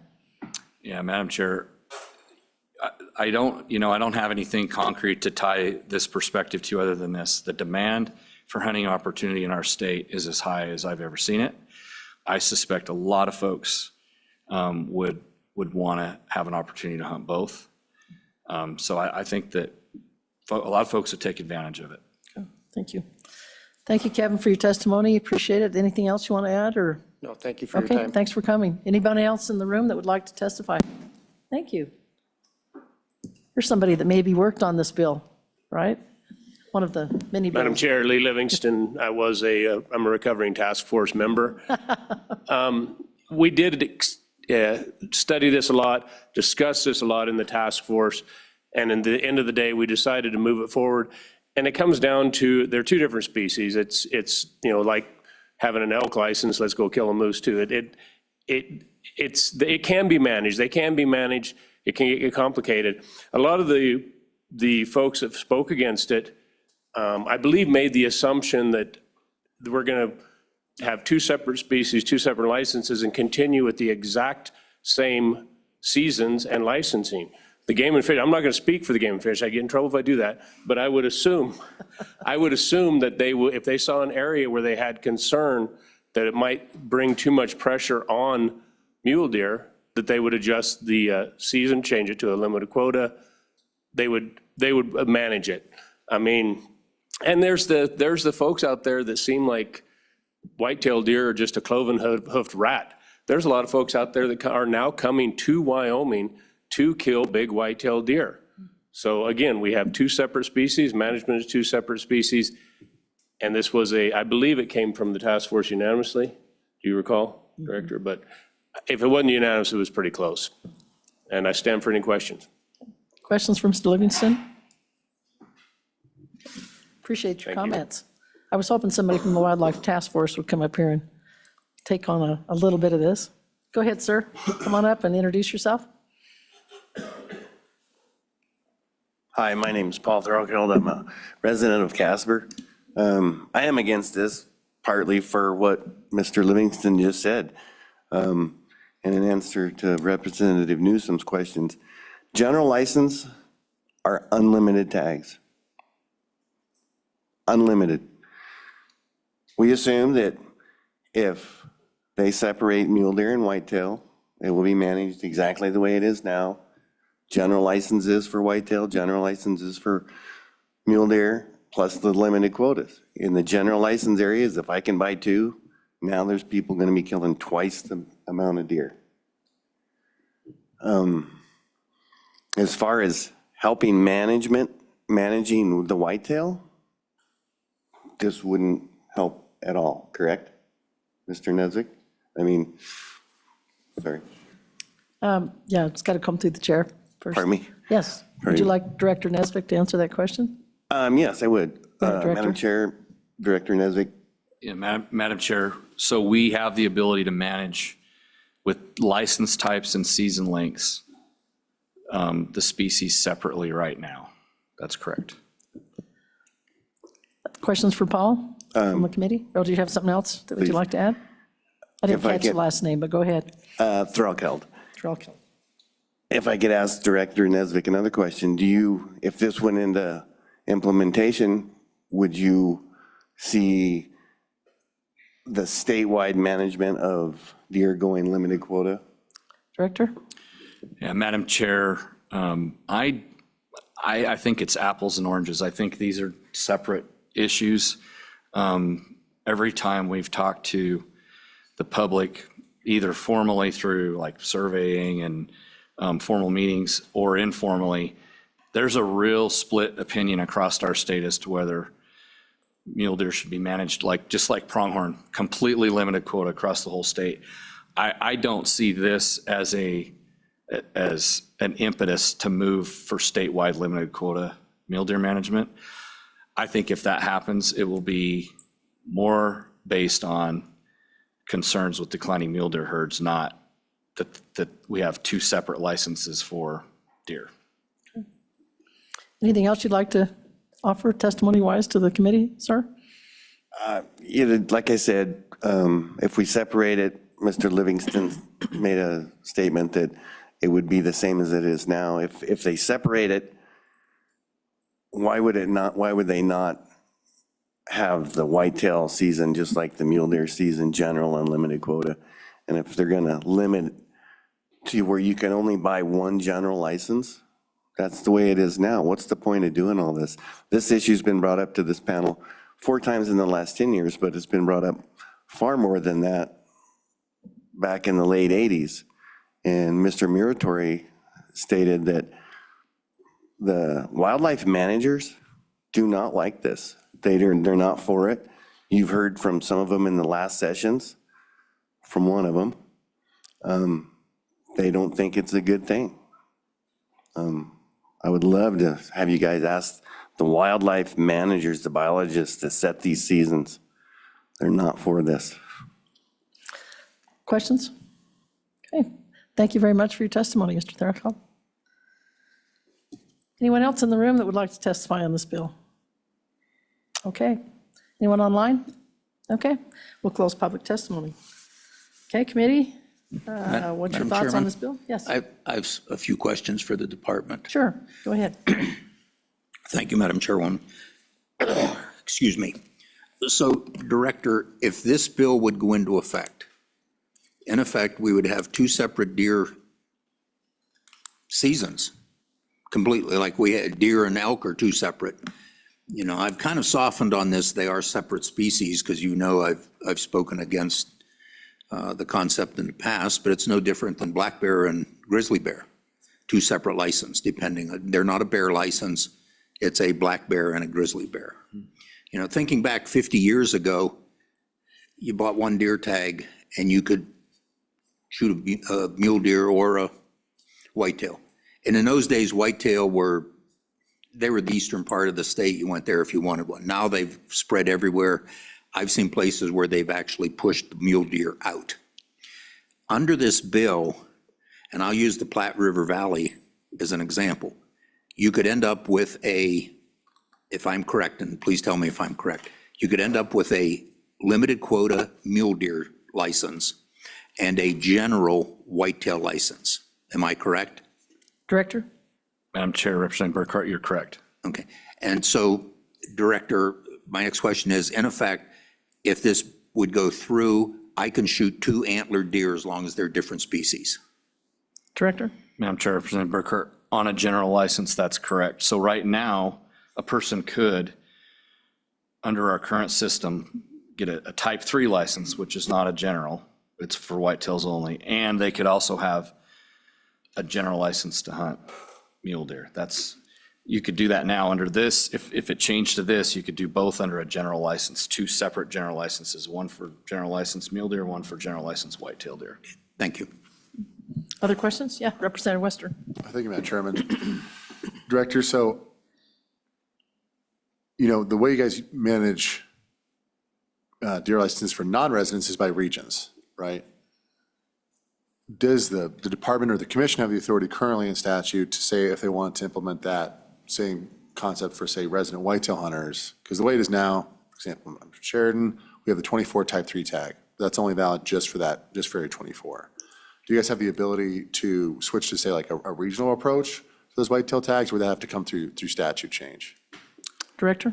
Madam Chair, Representative Western, the commission currently has that authority, and actually in some places you've seen in the long list of license types, there's some places where it says, you know, area 59, 60, 61, 62, 63, and the license is valid in all of those hunt areas. So they do have the authority to either do it by hunt area or create a region, just like we do for non-residents.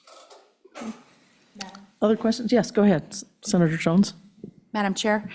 Director, I have a question. So if there's an area where you think there's way too many white-tailed deer, this is just an extreme example, but in that area, the mule deer season could be like a week long, but whitetail could be 2 months. I mean, can you manage it that way? Is that what you were saying? Director? Madam Chair, Senator Jones, absolutely. That's currently the way that, and we're talking a lot here, the concerns have been around harvesting bucks. And when we have those kind of problems like you've described, where we're trying to reduce the population of whitetails, the only way to do that is really through harvesting more does and fawns, not through the harvest of bucks. So the management part of this is about harvesting the female segment of the population. The opportunity part of this, that folks want the opportunity to hunt males. That's kind of a separate discussion.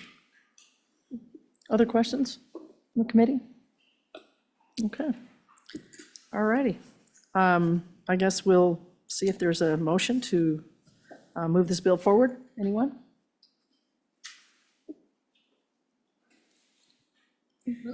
Moved, okay. I'll second it. And a second, okay, thank you. Discussion on the bill. Yes, go ahead, Representative. I thank you, Madam Chairwoman. I certainly think that some of the testimony heard from the public, I think it's technically right. A lot of it's, in my eyes, is really going to come down to how the department and the commission set those dates, set those quotas for those potential, for those areas. I mean, I think you can, of course, take the way they manage antelope, where everything's limited quota.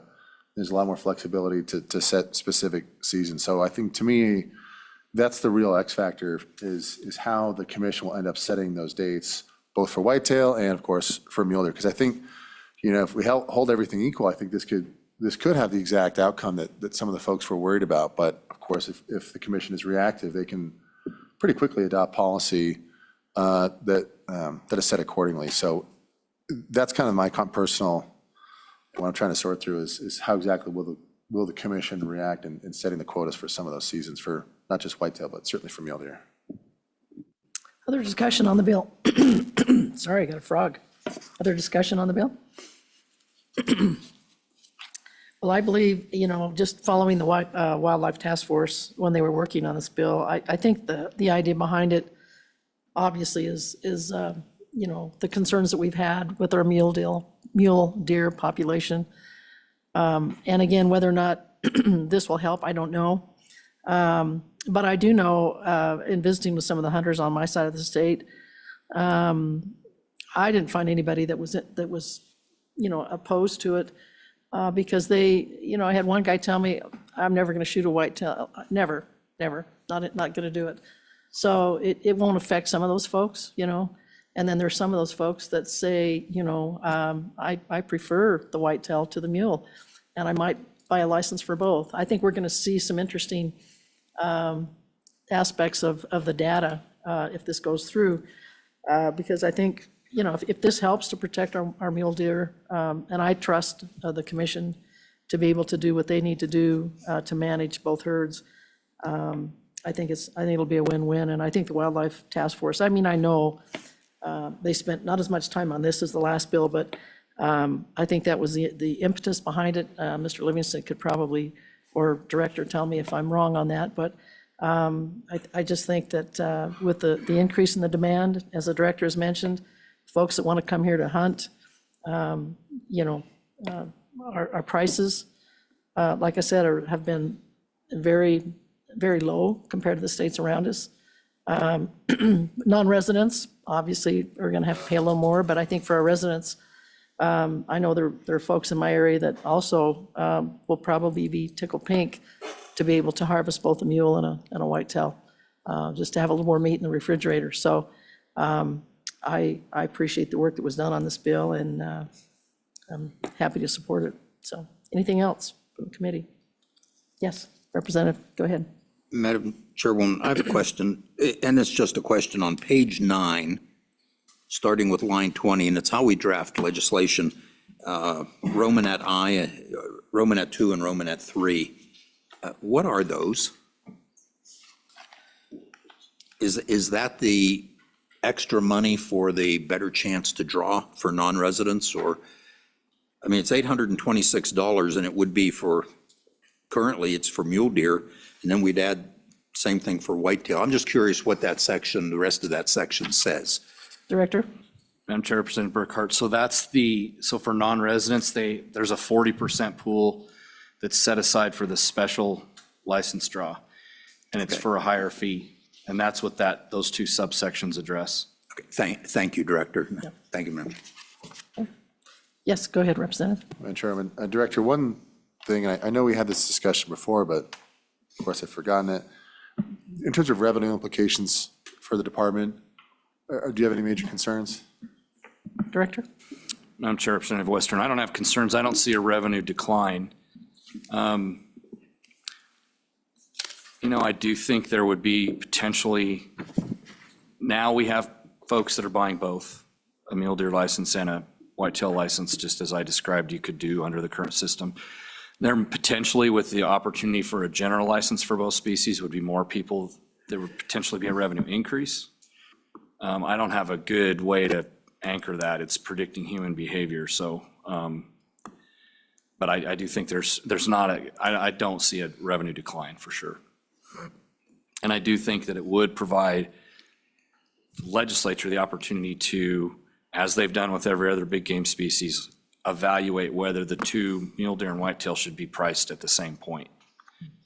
We obviously have said at some point in time, we made a policy decision that elk licenses were more valuable because we charge more for those. And the legislature sets those fees. So there would be an opportunity for the legislature to make the same kind of value consideration here between mule deer and whitetail deer and consider if whitetail deer should be less or the same or whatever. Other thoughts or discussion, committee? Yes, go ahead. If I could offer an amendment on page 4,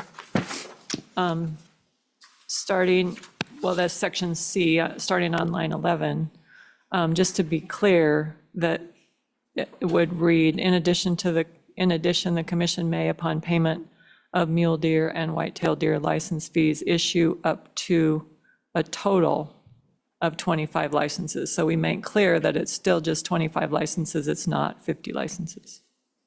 Okay. Is there a second on that? Yes, Representative Western. Okay. It's been moved and seconded. Is there discussion on it before we vote? Discussion? Okay. All those in favor of that amendment, please say aye. Aye. Opposed? No? Okay, that's passed. Any other amendments? Yes, go ahead, Representative. I thought you were asleep down there. I'm glad to hear you're okay. Thank you, Madam Chairwoman. Just kidding. So, no, you're all right.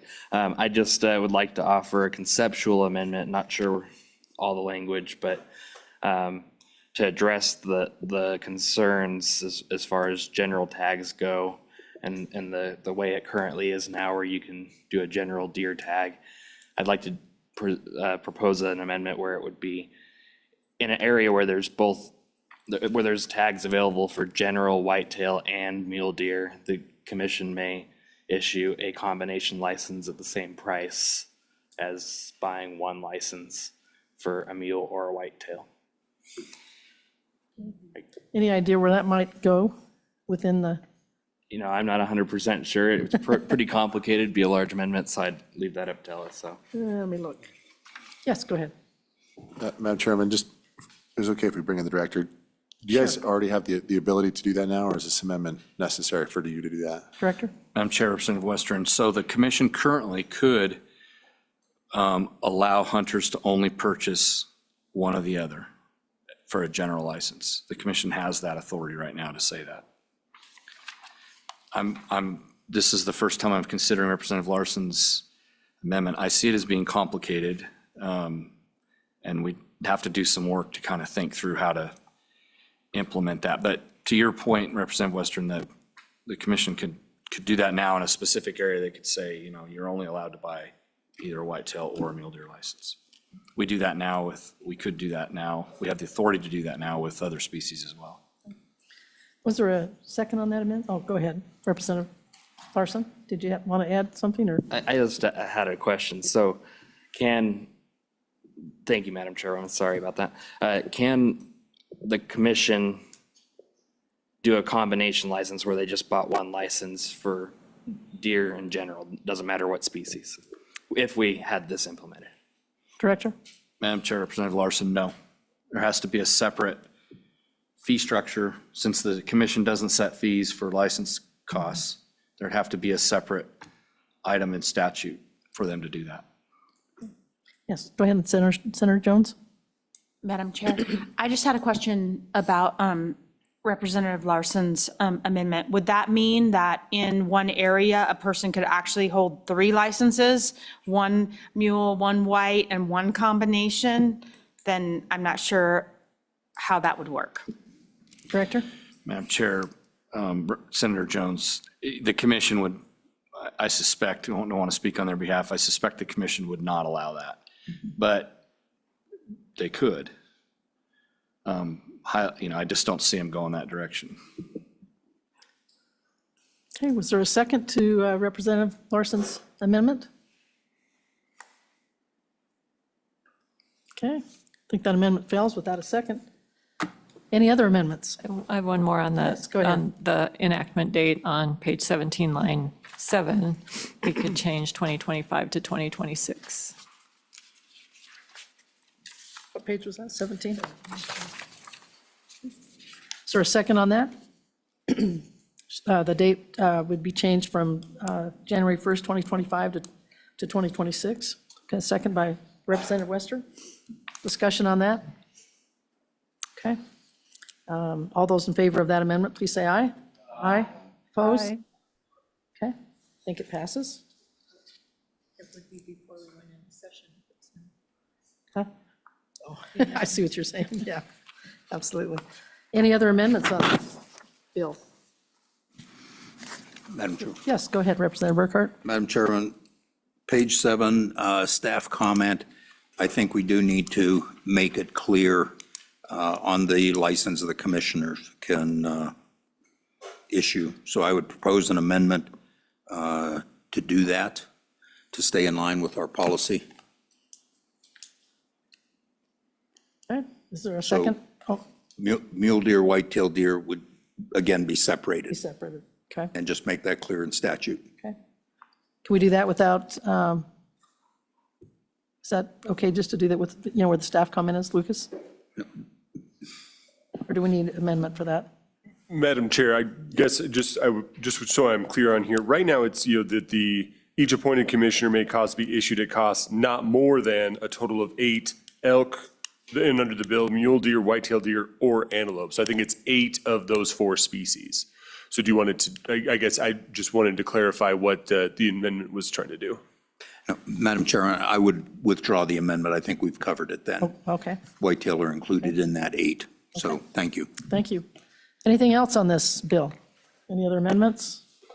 Okay, with that, I think we might be ready for a roll call vote. Go ahead, Heather. Madam Chairwoman, this is a roll call vote for 25 LSO 59, mule and whitetail deer, separate hunting seasons as amended. Senator Baldwin excused. Senator Ellis? Aye. Senator Guru? Aye. Senator Jones? Aye. Representative Angelos? No. Representative Burkhart? Aye. Representative Byron? Aye. Representative Larson? No. Representative Singh? No. Representative Storer? Aye. Representative Western? No. Representative Winter? No. Co-Chairwoman Newsom? Aye. Co-Chairwoman Schuler? Aye. That passes. Okay, that bill has passed, and we'll be moving it forward. Thank you for the testimony. We're going to take a little 10 minutes, 10 minutes enough for everyone? 10-minute break, be back here at 10:40. Thanks, everyone.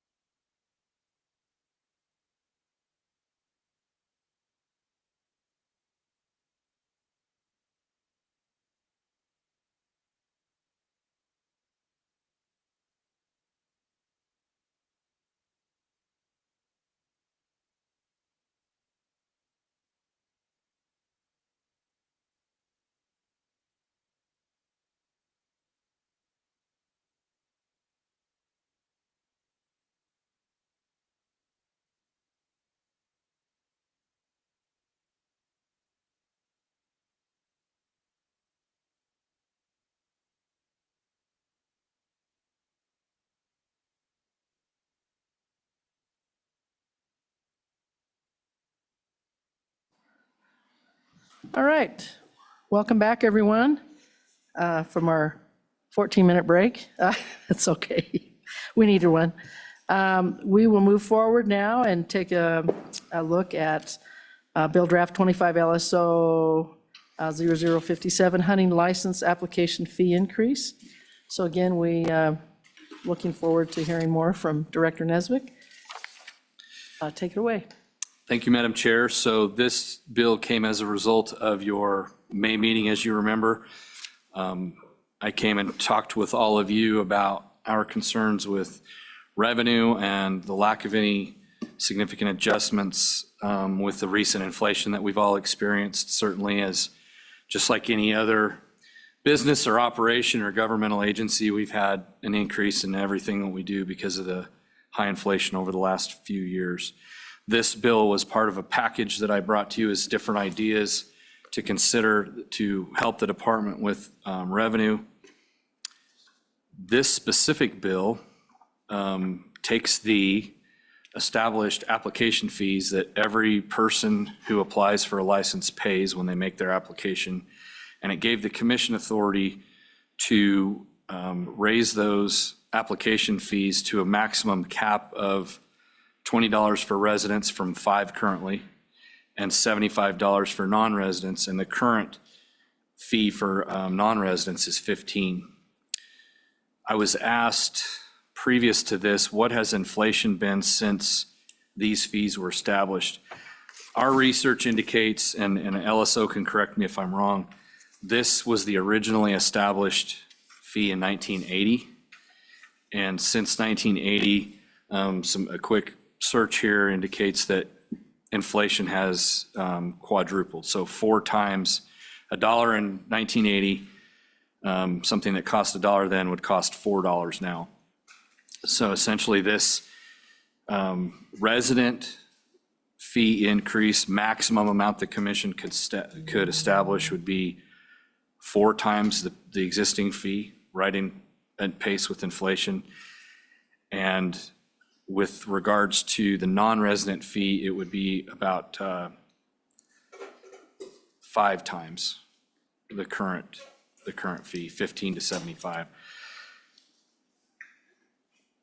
The other thing that I wanted to address was, I'm glad Representative Western is back. So when I wasn't here working on bills in the legislative session in 1980, but I'm speculating that when they promulgated this new fee, there were no application fees prior to this current statute being enacted, that as part of that fee, they earmarked $500,000 to compensate property owners for damage by game animals.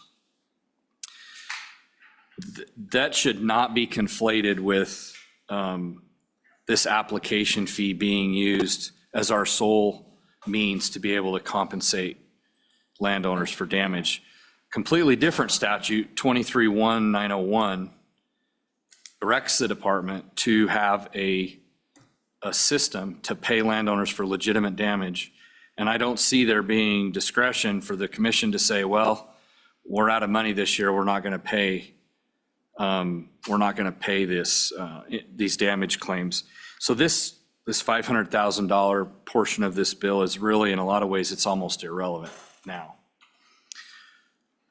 The other thing I've heard kind of around this whole qualification, it's not really related to this application fee increase, but because damage is contemplated in the existing statute, it's come up. Folks have asked me, and I think they've conflated damage being associated with this application fee increase.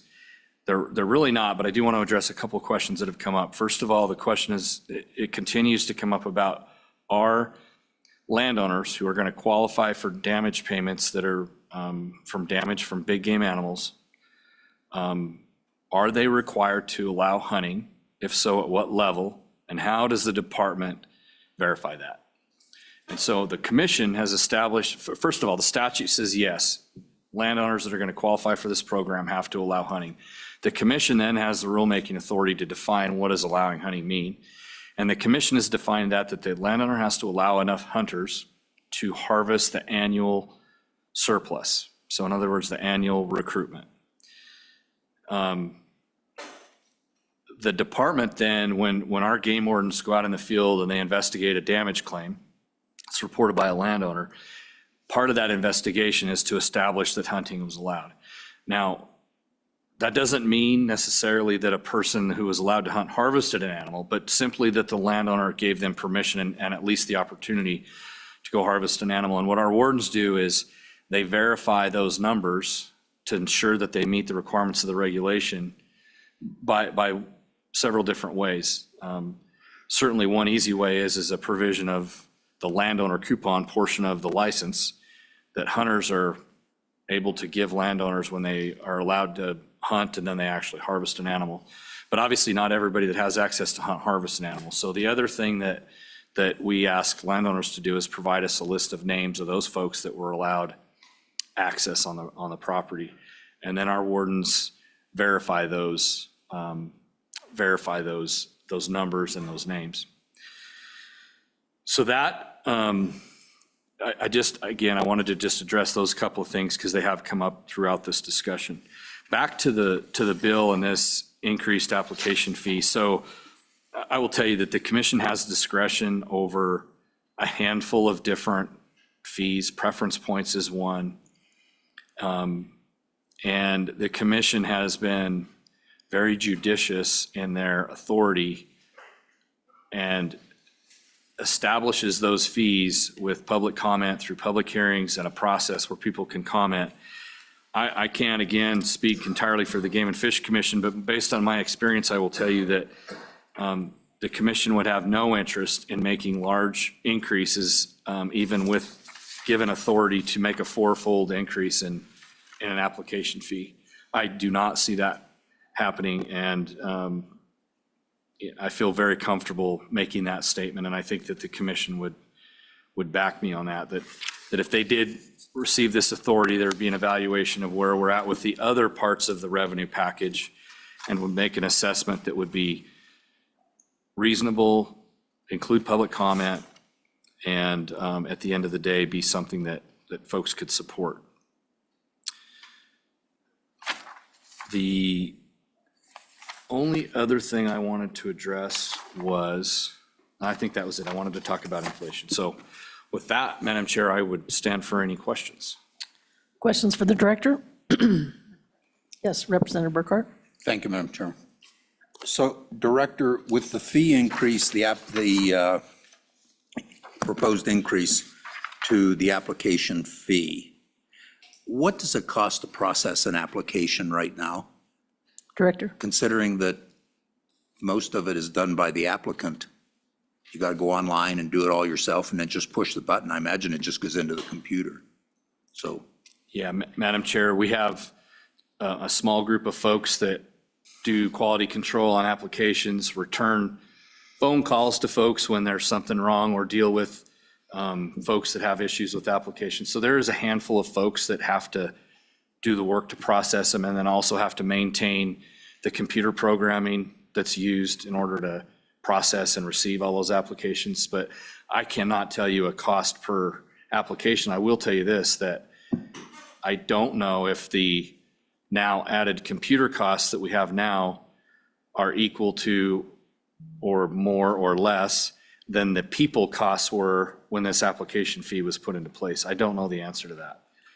But certainly at that time, we were using more people to process applications. We hired temporary folks to come in just for the application period to process, stacks and stacks of applications.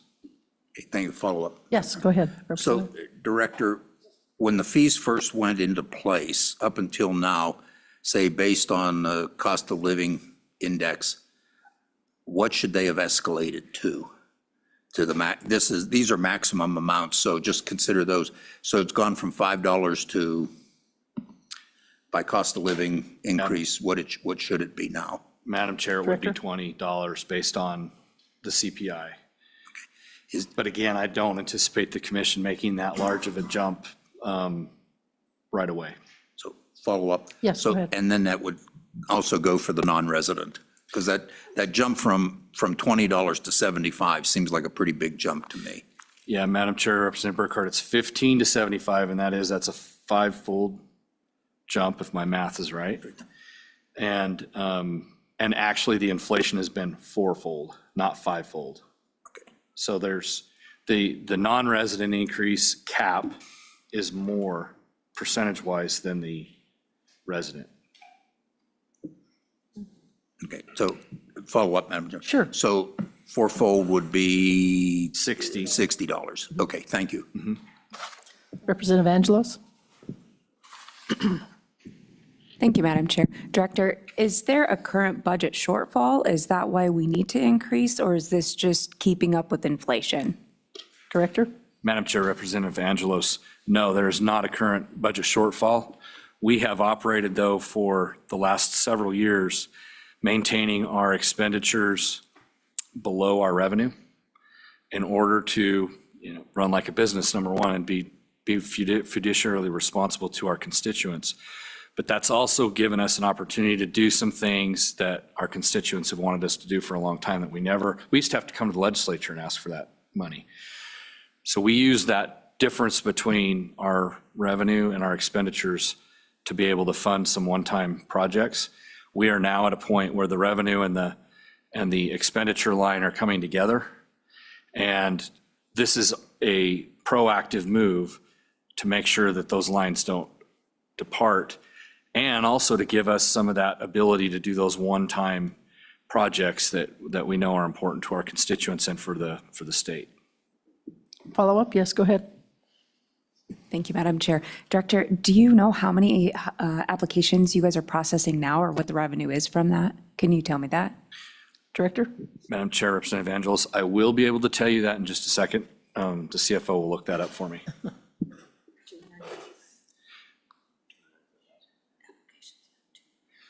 Madam Chair, Representative Angelos, 295,000 total applications.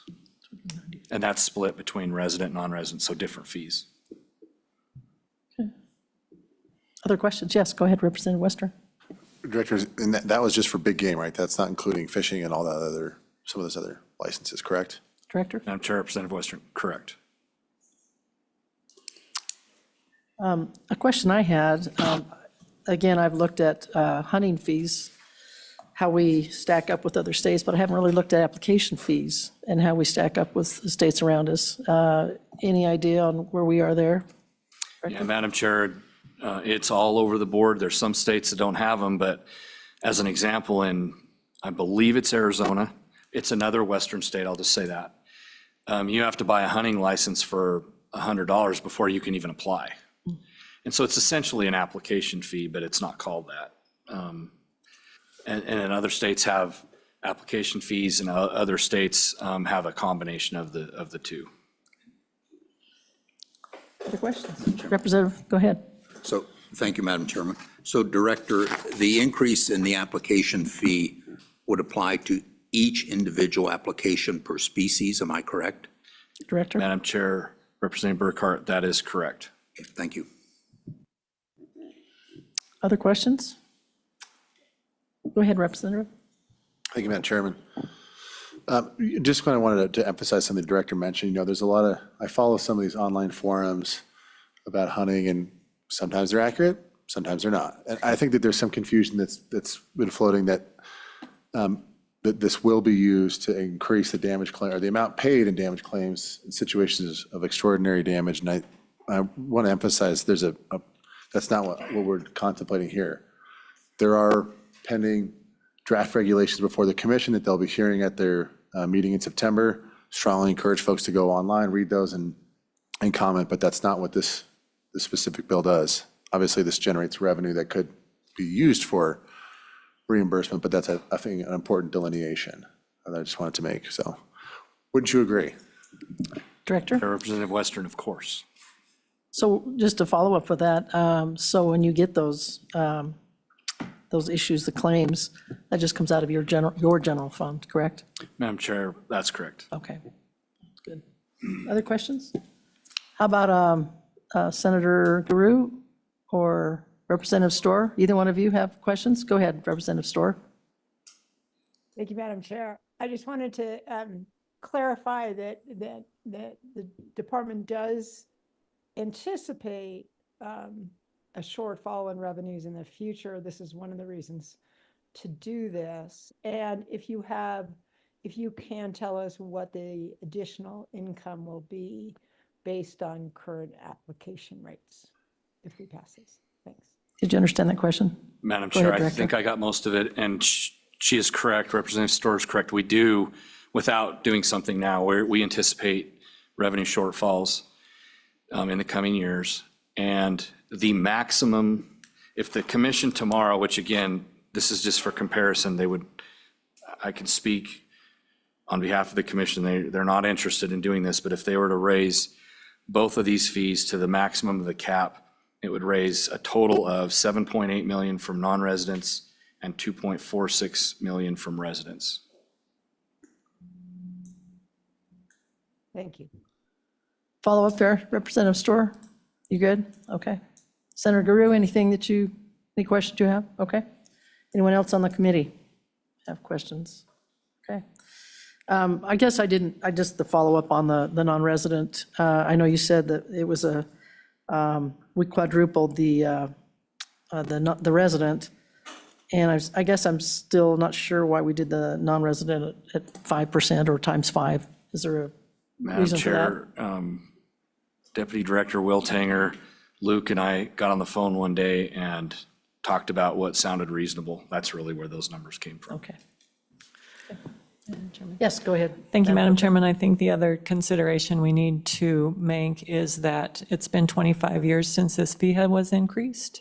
And if it's another 25 years, which is totally possible, that fee increase for non-residents would be more than reasonable, given the time frame about which this may or may not be taken up by a future legislature. Wouldn't you agree? Yes. Okay, any other comments? Questions for the director? Okay. I guess we'll go ahead and open it up for public testimony then on this particular bill, the hunting license application fee increase. Anyone want to come up? Come on up, sir.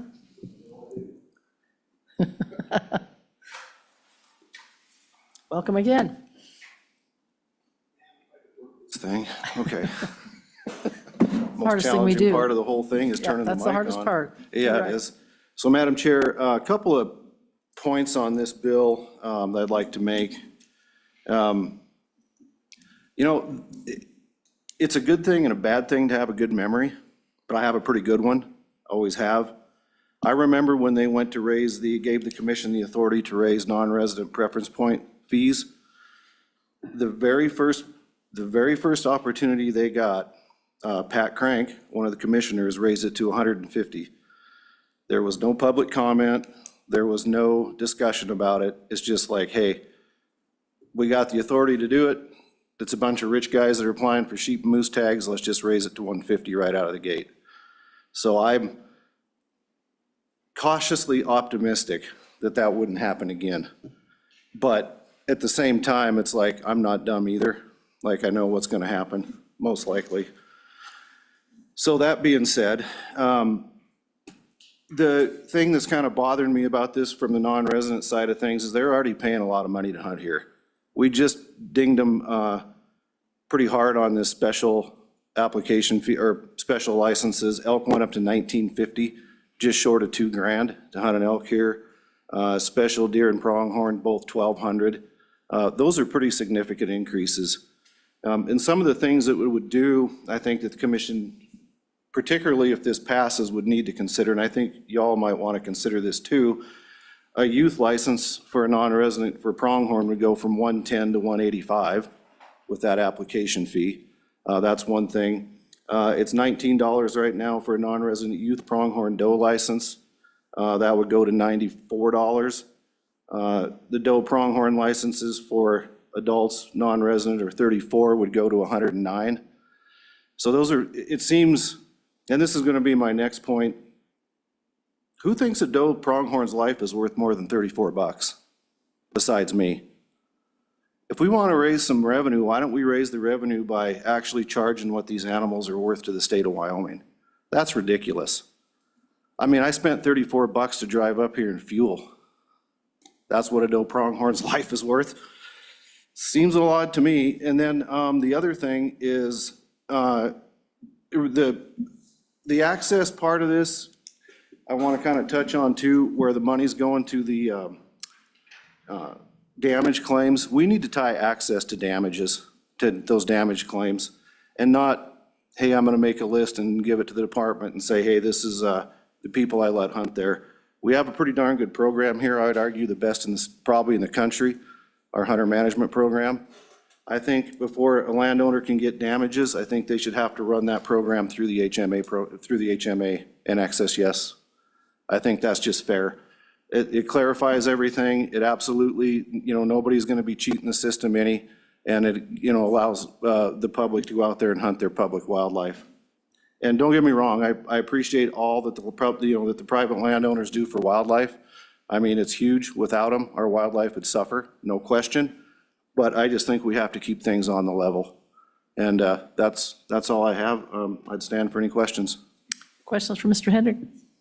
Yes, did you have your hand up? Oh, sorry. Oh, go ahead, Representative Western. Thank you, Madam Chairman. Mr. Haddock, I don't know if you heard, but we already do tie some of those reimbursements to access. And as the director said, those are in agency reg in chapter 28. I certainly agree there could be discussion of what reforms do we have, but I want to make sure we're precise in that right now, as you heard, it is tied to that. And my question is, at the end of the day, I think certainly that there are other options, doe fawn licenses and increasing the price of those is certainly an option. But I think the here and now is, the trend is clear that right now the department's doing okay, but in 10 years or certainly in 15, they will need more money. I certainly don't agree with all the decisions the department makes, but they are the agency that has to manage, this species. I mean, are you opposing the bill as it currently stands, or what? No, I'm not really opposed to the bill. I just want to make sure that, you realize what some of the ramifications are going to be. And I really think that we are hitting non-residents really hard already, and a 5-fold increase in their application fees, when the application fee is going to be almost double for like a doe pronghorn tag, what the actual tag is worth. It kind of seems to me like real kind of out of balance there a little bit, Mr. Western. Look, I'm not a cheapskate. Like, I invest a ton of money in wildlife. I get it. I want to support the department. I want to support our landowners. I just want to be treated fairly, as a hunter too. And so that's kind of where I'm coming from is, I want to just make sure everything is fair. And I'm all about raising fees, especially for residents. I'm probably more in favor of that than I am the non-residents on this piece. Because I really don't think we pay enough, honestly. And I'm more than happy to open my wallet and do that. And I do donate a lot of money. I mean, I donate a lot to Access Yes. A couple of years I've been the top private donor to that program. Former director even sent me a card stating that, and which is neither here nor there really, but yeah, and if it's gonna go to things like, increase in biologist pay, that kind of thing, managing better, managing correctly, I'm all for those. We just have to be careful about what we do, because like I say, I got a long memory, and I remember what happened when we could, all of a sudden the commission had the authority to bump those to 150, they did it right away. And I don't know if it's maybe put a little tighter cap on that or what. And I also want to make sure that this time there's actually some public comment and public thing, and that didn't go on last time. Okay. Other questions for Mr. Hendrick? Okay. Thanks again for your testimony. Appreciate the input. Anyone else from the public that would like to testify? Come on up. Even though we know you, please introduce yourself. Madam Chair, members of the committee, Jess Johnson, Wyoming Wildlife Federation. I like the cautiously optimistic. I'm really happy to see a bill like this coming forward. I think the funding discussion is one that's been a long time coming and very needed here. I would like, we're in support of this bill. I think some of that being that only up to 25% of the application fees can be used for the damage claims pot. It's not the whole bit. And that rest goes elsewhere to the department for the use there. Also, sitting here and behind me is one of the gentlemen who will help make those decisions, Commissioner Masterson. And I have a lot of faith in these commissioners listening to the hunters and maybe not going the full steam ahead right out of the gate. So yes, cautiously optimistic, I think, is a good word here. I also agree with the previous testimony of there is a time to look at resident license fees. I know that it's a scary thing to bring up, but almost every hunter I talk to that is a resident is ready. And, we're not saying $50, but we are saying a bit more. And, what is the value? Previous discussion, $185 to take a kid hunting. That's actually not bad. It's an experience of a lifetime. It is something that is really precious here in the state of Wyoming, and we do have the absolute best resources here. So yeah, we should be paying for it. It is worth it to be out there and do that. Now, I don't mean in great, grossly overdone amounts, but certainly I think the time is right. And we have a department that's doing excellent and amazing work, and we have got to show up and make sure that they stay funded to continue and do that. So I would say that we're in support of these. So you don't see me 3 times in a row. This stands for the rest of these funding bills that are coming forward. But that, we have to look at it. Every resident hunter I talk to is ready for this. This is people that you run into in the field, not just WWF members. This is friends, this is family. I think the time is right. Questions for Ms. Johnson? Okay, thank you for your testimony. Thank you. Appreciate it. Anyone else in the room that would like to testify on this bill? Okay, anyone online? Yes, we have Sabrina King. Okay. Hi, Sabrina, welcome. Love to hear from you. Thank you, Madam Chairwoman and members of the committee. This is Sabrina King. I am representing the Wyoming chapter of Backcountry Hunters and Anglers. Just a couple of comments, and to the point of the last speaker, I'll make just a small comment on some of the other bills at the end, but I wanted to address some of our members' concerns about this bill and about not necessarily just the notion of raising fees. And I think, to the point of Mr. Heddick and some others, I think hunters understand the need for raising these fees. It has been a long time. What I would say is that where our members have expressed concern does revolve around the proposed rules that have come out regarding damage claims for rangeland. And I want to just clarify that some of the concern that is coming up in the hunting community and the sportsman's community in general around those regulations is not conflating that with what is happening with license fees. It's sort of the broader question around the cost of our damages program. You've heard today, that Game and Fish is currently not struggling to meet their budget, but then the next few years they could. I think that begs the question as to why we are introducing an entire new set of land that could be eligible for damages that goes above and beyond what was in House Bill 60 in the past legislative session, which was quite controversial in and of itself and opposed by most, if not all, of the sportsmen's groups.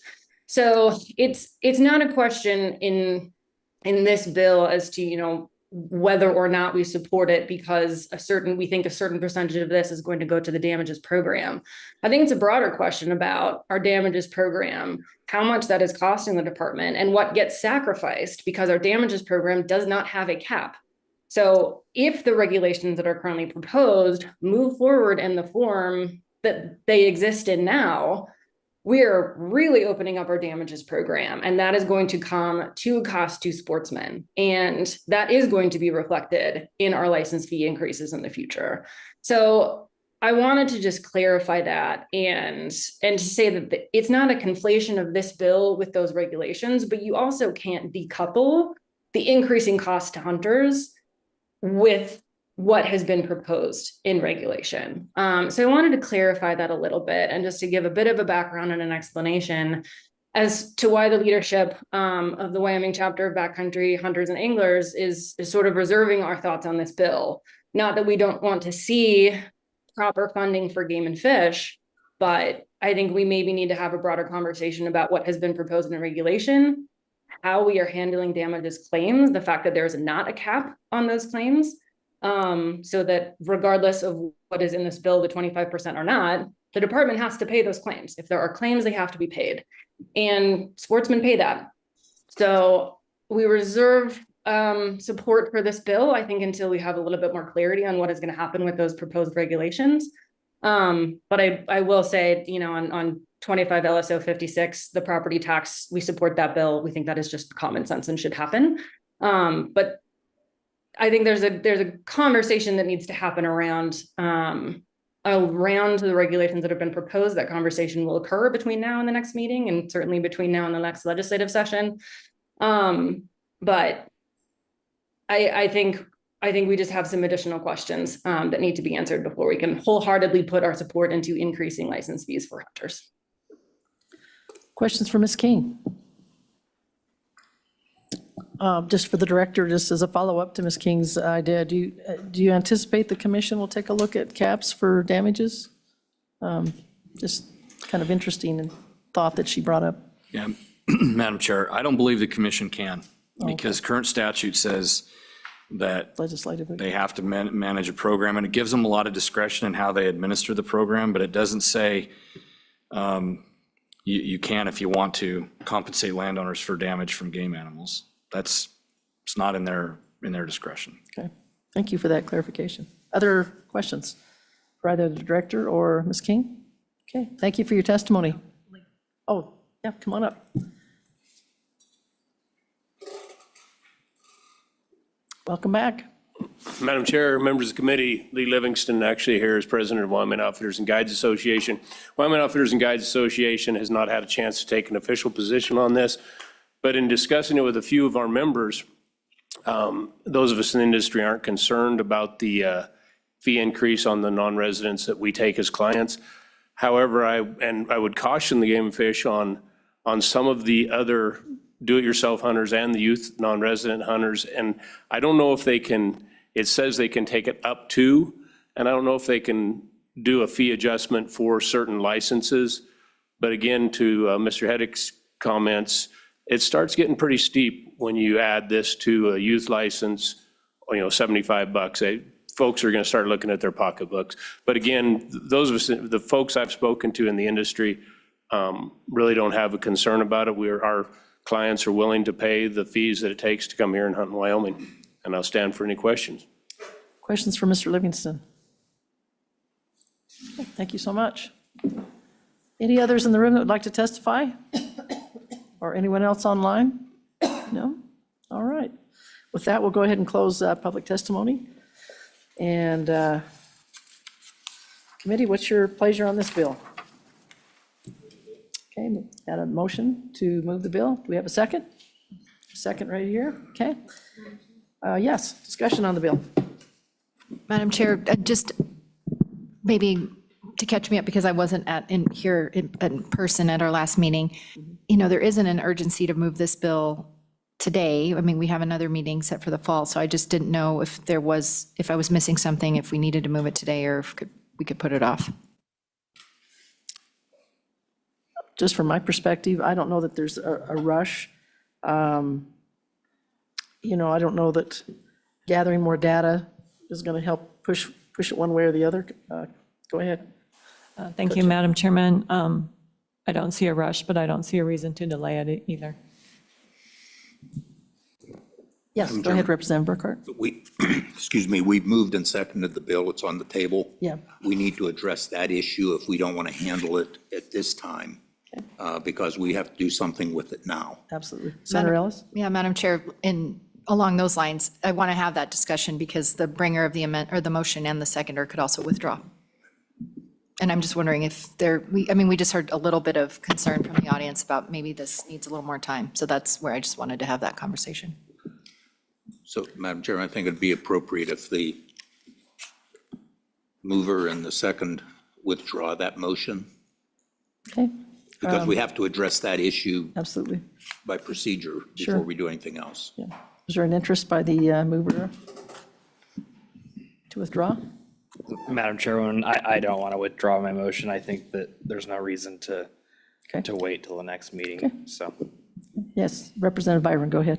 Thank you, Madam Chairwoman. I think along those same lines, just for the committee to remember our last discussion at our last meeting, we advised or asked LSO to change the language a little bit, the not to exceed language. And that was we spent some time on that in the last meeting, and I think we did kind of go around the room and discuss that. I am interested along these lines, and as we discuss the concept of, wondering in terms of the legality standpoint, if we can maybe separate out some of these youth application fees.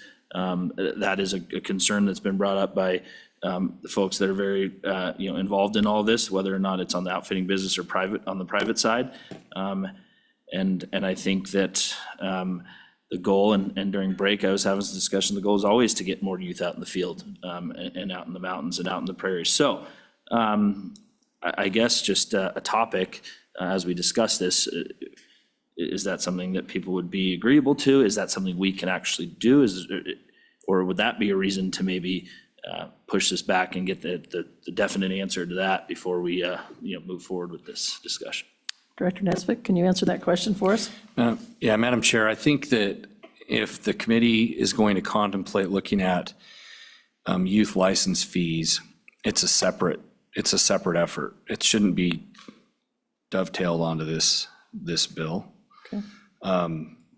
But we can provide, if the committee's interested in looking at that, we can provide by the next meeting a fee structure for both. I mean, for residents, it's very low. It's not much higher than the actual cost of the landowner coupon that they hand over to the landowner. But for non-residents, as Mr. Livingston and Mr. Heddick pointed out, it is a higher fee, the youth licenses are. So we'd be glad to bring some information on that if that's the desire of the committee. That sounds good. What about amendments then? Oh, go ahead, Co-Chair. Oh, yeah, I have an amendment on page 2, starting at line 14 and ending at line 21 to delete that whole bit. And then this, because landowner payments are addressed in 23-1-109, I think the disassociation of this fee to landowner compensation would be a reasonable thing to do, because I'm not sure since 1980 that, having the $500,000 in a working balance. So I guess I'm looking for direction from Director Nesvik about just deleting that whole sentence from this bill. Director? Or from this Madam Chair, statute. for discussion, I'll second that. Sure, thank you. Appreciate that. Yeah, Madam Chair, just for the record, quickly, I want to make sure, I might have misstated it earlier, but it's Wyoming Statute 23-1901, not 109. And I would agree that I don't know how this particular provision in statute is instructive for the department. Regardless of whether this was here or not, the department's going to pay damage claims. And that's our longtime record. We've always done that. Our damage claims far exceed $500,000 now by sometimes threefold, maybe even fourfold. Meredith can tell me if we've gone to 2 million yet, but yeah, last year went to 2 million. So we're already paying far above 500,000 in damage claims, and I don't see how the language that the co-chairman talked about striking is in any way problematic. More discussion on that amendment? Yes, go ahead, Representative Western.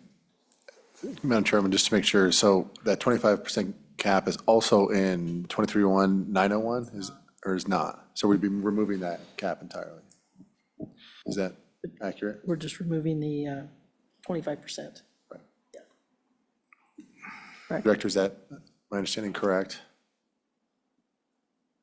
Yeah, so that we wouldn't need that cap. It's again, it's just not instructive. Yeah. We're spending more than that now. Mm-hmm. And the other statute that addresses damage is, in my opinion, it's in conflict, and maybe that's something we want LSO to look at. But in my non-lawyer opinion, the statute says you're going to do this, but it doesn't say you're going to do it with the cap. You have another statute that says you are. And we've never applied it on the ground that way. We've always paid those claims that are verified claims. We've put them through the process without a cap. Now, one thing that I guess could be argued is that you can only use 25% of the fees of these application fee revenue, but the revenue all goes in the same pot as our license fee revenue does. So I don't know how that makes any real difference. Yes, go ahead, Madam Representative. Chairman, so if you can only use 25% of the fees generated by this specific revenue source, which is 500,000, where are you guys, from what pots are you pulling the other million and a half right now to pay out those reimbursements? Director?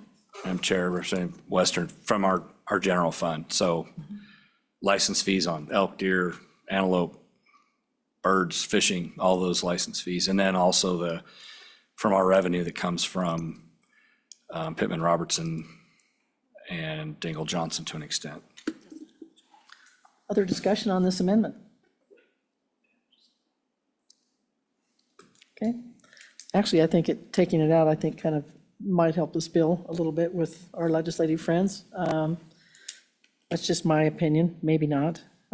So let's go ahead and take a vote then. All those in favor of that amendment to take out 14 through 21 on page 2, please say aye. Aye. Any opposed? No? Okay. That amendment is passed. Any other amendments? Yes, Representative Singh. Madam Chairman, I'd like to sorry, I'm looking on the digital version here. I'm looking at, on page 2, lines 7 and 8. I just want to adjust these prices from the established by rule and shall not exceed $20 to $10 and $75 to $50. I realize, and that would be my amendment, and then I would explain. Okay, is there a second on that? Second. Okay, there's a second. Discussion on that amendment. Thank you, Madam Chairman. So this is just an attempt to try to balance the scales a little bit. We heard a lot of concern about non-resident fees, and frankly, I like having perks for Wyoming residents as much as possible, and so having a lower cost for the resident application fee, though of course it's not being directly implemented, this would be a smaller chunk of money, of course. This would be a significant cut to the estimated revenue from these application fees, but this is just my attempt to try to balance the scales a little bit. Other thoughts on that amendment? Representative Byron? Thank you, Madam Chairwoman. On and against, I think we had this discussion at our last meeting, and that's why we add the shall not exceed language into this bill. And, hearing that it's been decades since this concept has even been discussed, and there was discussion last meeting about not needing to come back year over year over year. Certainly, anyone is welcome to come back with this type of legislation, policy change year over year if they would like. But I think at the current cap of 20 and 75, it really it allows some flexibility within the department. It doesn't take the control out of our hands, as we all like to continue to have as our elected positions are. So I will stand on and against that. Other thoughts? Yes, Representative Angelos? Thank you, Madam Chair. I'm going to be in agreement on the $10 and $50. I'm hearing from a lot of the hunting guides in my area in particular that have non-residents that are already affected by the higher price in licensing fees, and they've seen some decrease. So I think if we can put it as a cap up to 50, speaking with the good rep down from Teton County, that is kind of the issue, is that if it's, does not exceed $75, well, I would rather not exceed 50. We are seeing some issues with increase in fees and people coming in, and cost of living and cost of gas, everything's up. So I do agree, probably fees need to be adjusted, but I would like to see them a little less than, particularly with the youth licenses and that kind of thing. I think a 50% increase is a lot. And if the department needs more money, if the revenue is not an issue now, and if in 5 years it needs to be readdressed, we'll do that. So that's my thought on that. Other comments? Representative Burkhart? Thank you, Madam Chair. I would be opposed to it mainly because, and most of you know, I've championed increasing our fees to keep up with inflation. We have fees on the books that haven't been raised since the 1970s.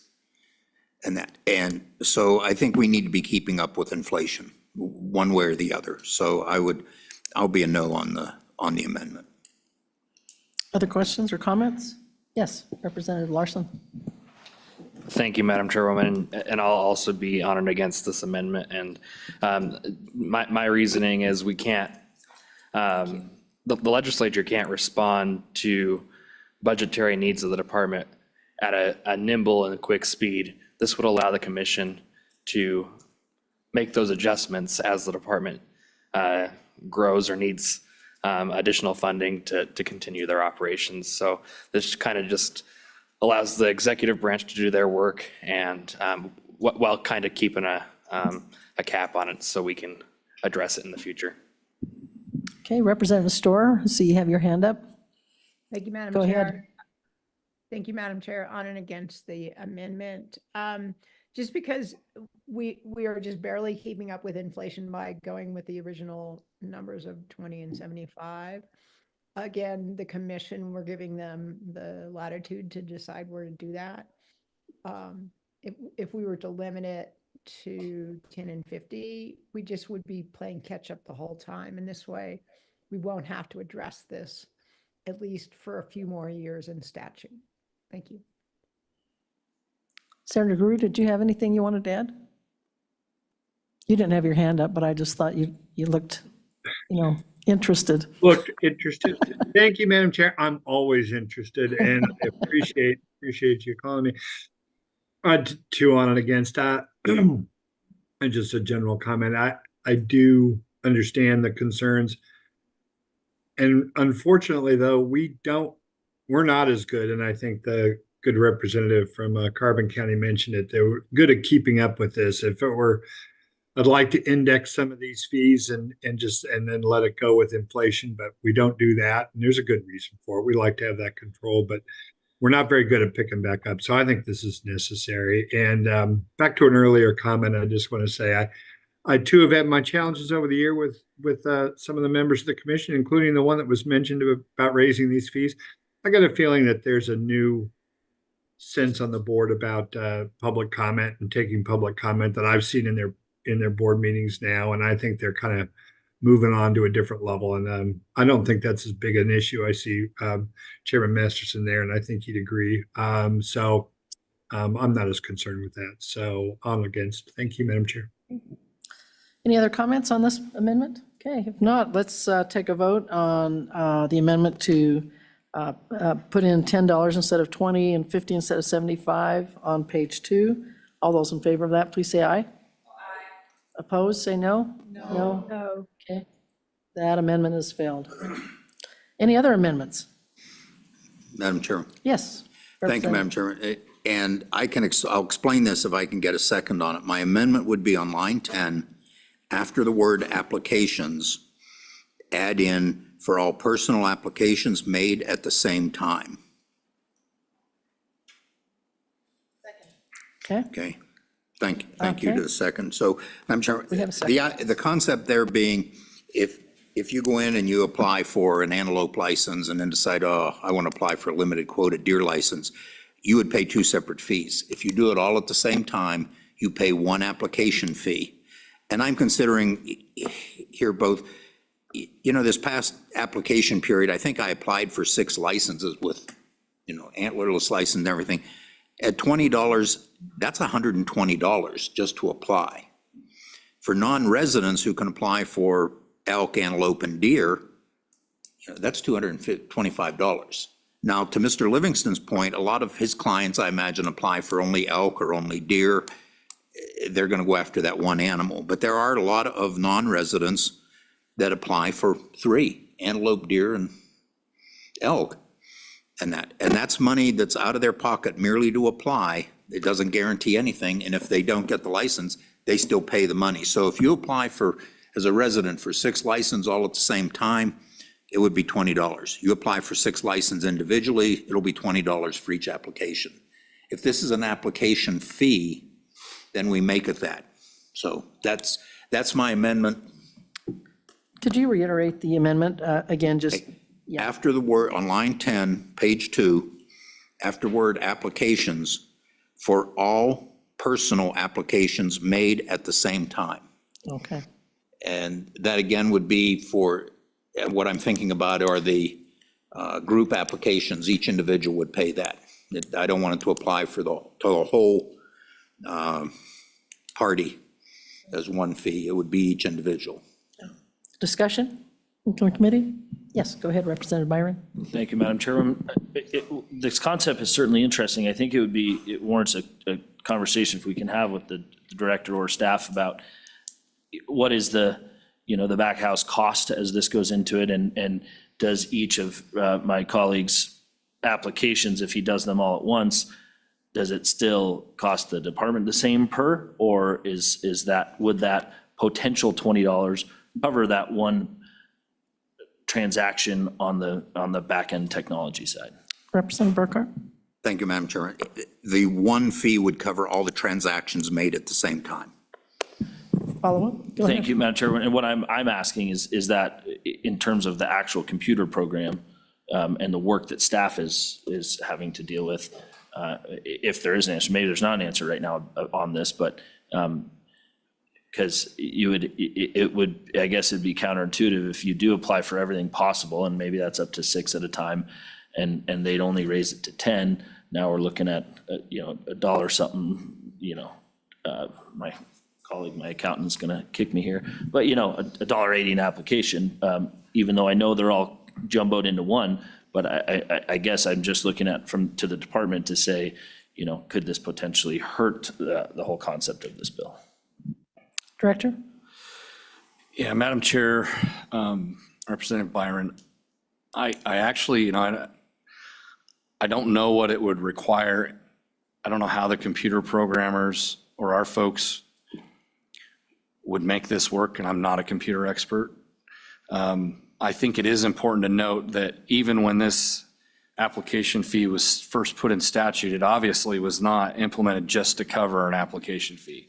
At the time, they were contemplating it paying for part of the damage program. And I will say that, I will tell you this, that without doing any math or any investigation, it does not cost us $5 for every single resident application or $15 for every single non-resident application. This was another revenue source to help the department with our core mission of managing those wildlife resources that folks are putting in.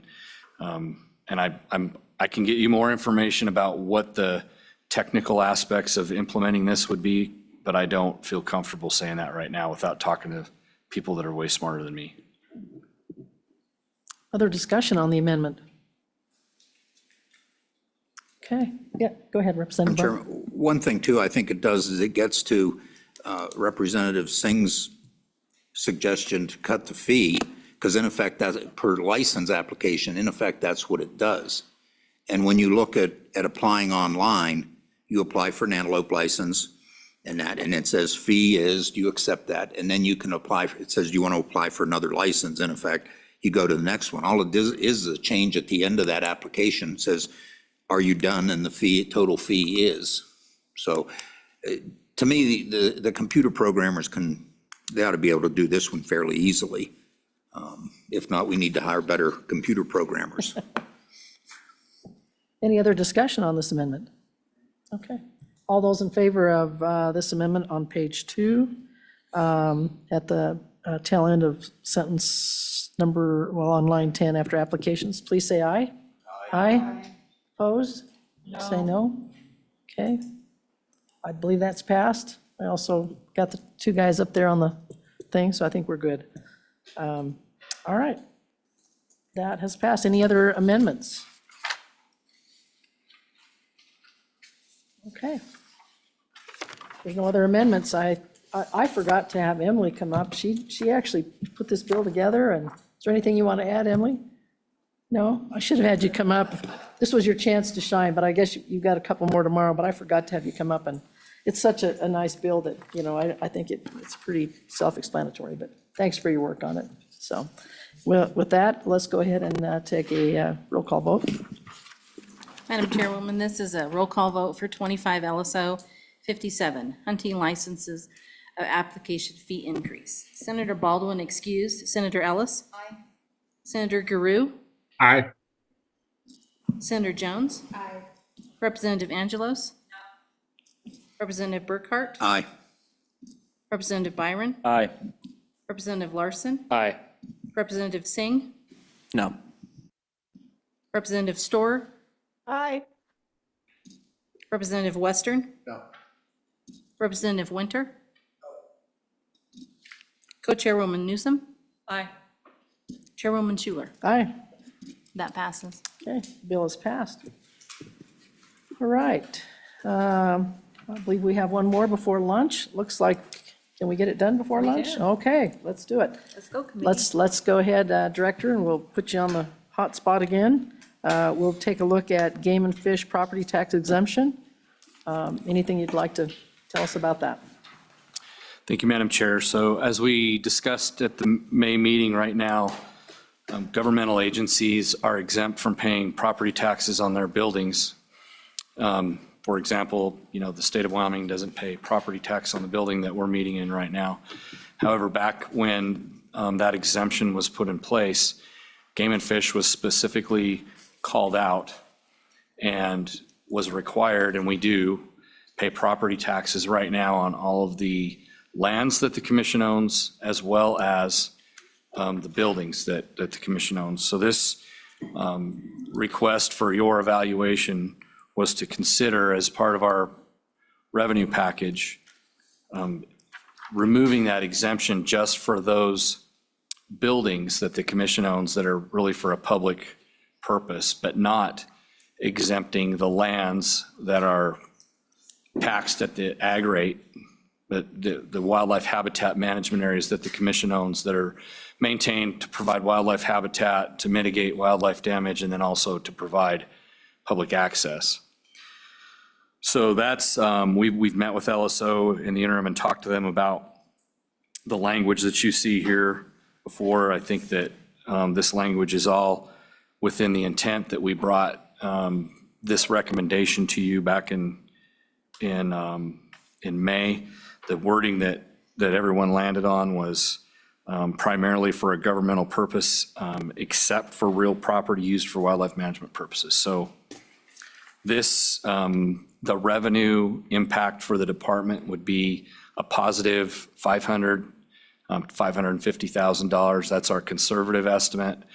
Obviously, this is a moving target. Property taxes change year to year, but that's a very close approximation of what the revenue impact would be for the department across the entire state. Questions for the director on this? Yes, go ahead. Senator Jones? Madam Chair. Director, is there any way we could get a breakout of how much that would be to each county? Director? Madam Chair, Senator Jones, absolutely. That, I don't have it right here in front of me, but I can definitely get that for the committee. Other questions for the director? Yeah, Representative Byron? Oh, excuse me, Representative Larson. I sometimes think of you two as the two-headed monster down there at the end, so sorry about that. No problem. Thank you, Madam Chairman. And Director, could you just kind of walk through and remind me why we decided to leave alone the lands basically that you were talking about? I mean, I would argue that it's to the public benefit to have those and for the game and fish to be exempt on that property too, because the public benefits from everything your organization does. I think I brought that up last time too, so I'm just trying to drill down on that a little bit. Director? Yeah, Madam Chairman, Representative Larson. So I have to speculate here because I have not been able to find, any kind of documentation as to the reasons. But here's my speculation, and I think that this is probably pretty close to right. So the acquisition of lands by the department over time has been always a very politically contentious issue on both sides. And so, at times there's been concerns with some ag folks concerned about private land being converted into government land, essentially owned by the state Wyoming Game and Fish Commission. On the other side of it, a lot of these lands that were acquired by the commission, the proponents for those were landowners who wanted to see the commission-owned lands to help with access and also to help mitigate, to provide places for big game to winter so they're not doing damage to private land in the wintertime. I suspect when this was done, it was done as a way to mitigate some of the impacts of conversion of private land into commission-owned lands. And that's the best reason I can possibly come up with. But I do know the politics on this fairly well. We do not acquire very much property. Back in the 40s, 50s, 60s, we acquired a lot of those wildlife habitat management areas that we have today in that time frame. And then from 1994-ish through the next 25 years, there were no land acquisitions. We've recently had 2 smaller land acquisitions that were brought to us by the seller who really was interested in the commission owning those lands. Any other comments on this bill? Yes, go ahead, Senator Ellis. Madam Chair, as this bill was being drafted, I just think the language is really squishy, used primarily for governmental purposes. And I think I understand what you're getting after, where we had this issue in my county over some lands that our school district owned. And, they were getting school district money for acreage, and there were no structures on it. There was no maintenance, and they were getting major maintenance money for it. So I think we fashioned an amendment that said, the funding formula has to be tied to actual structures on a property that are occupied by humans. I mean, something that's a little bit more definable. I would agree that, primarily used for governmental purposes is pretty subjective. So I don't care for the language here, if that's what we're getting after, but I was just wondering if, in working on this bill, maybe if you've thought of that concept, and if we were to adopt a different way of defining it. I'm just trying to pick your brain a little on that point. Director? Madam Chair, I don't want to put him on the hot seat, but I guess I will real quick. Luke had an idea based on some other existing language, I think is how we landed here. I think it was other statutory language, but if not, correct me if I'm wrong, Luke, but can you help here? Go ahead, Luke. Madam Chair, Senator Ellis, so in 3911-105, kind of where, this bill starts off, and where game and fish is exempt except for this special tax. Just some of the other language that is used here is, like property for the state of Wyoming owned and used primarily for a governmental purpose is exempt. And that's, that's done for counties, municipalities, and even federal lands, property owned by the United States. And honestly, even the Wyoming Supreme Court has said that there's not a clear definition of governmental purpose. There is some guidance in the rules of the Department of Revenue as to what a governmental purpose is, but that's just the term that's been used throughout statute, and it is somewhat squishy, to use that word. I guess it can be subjective, so. So follow. Senator Ellis? Thank you, Mr. Chairman. So I think, or Madam Chair, I think what we're getting after, though, is I think when you say, used for governmental purpose, it's a broad blanket, but here we're trying to piece out 2 broad purpose, there's a broad purpose, but then we're trying to draw a line in between it. Of this is primarily a governmental purpose and this is a non-governmental purpose. So if owning land for access for hunters is then arguably non-governmental, is that what we're saying? That's where I don't think that's clear with how this is worded, because should any agency then be involved in things that are non-governmental? I think a lot of us would say probably not, right? So anyway, I don't think this gets us where we need to be. I get where that language is used broadly in other contexts, but when we're trying to draw a line, it doesn't clarify it for me. So I hope I'm explaining that clearly, but I don't know. I'm not comfortable with this. Representative Burkhart? Madam Chair, Chairwoman, thank you. And to follow up to Senator Ellis's comment, I would ask the director, if you look at this and the way it reads, how would the fish hatcheries be classified? Because they exist for wildlife management purposes to stock fish, but they're fixed facilities that also have a governmental purpose. So. Director? Madam Chair, Representative Burkhart, the way that we would evaluate this language and apply it would be if it's a building and the associated land, it would be exempt. That's what our request was, is to look at buildings and not other properties. So fish hatcheries, game warden stations, those associated structures with fish hatcheries, so the fish houses. We have, our Sabile Research Center, the buildings there would be exempted. But those large tracts of land, even if they have a couple of buildings on them without a permanent person living in them, those tracts of land would be we would continue to pay property tax there. Madam Chair, one Yes, go ahead, follow-up. follow up, sure. So Director, you caused the light bulb to go off in my head. How would the warden stations, which are generally their family dwellings, how would they qualify under this? Are they considered governmental purpose property of the state, or are they considered for wildlife management purposes? Because really in some communities, that's game and fish is the warden's house. Yeah, Madam Chair, Representative Burkhart, and those warden stations are also to serve the public out of. And so we would consider those exempt.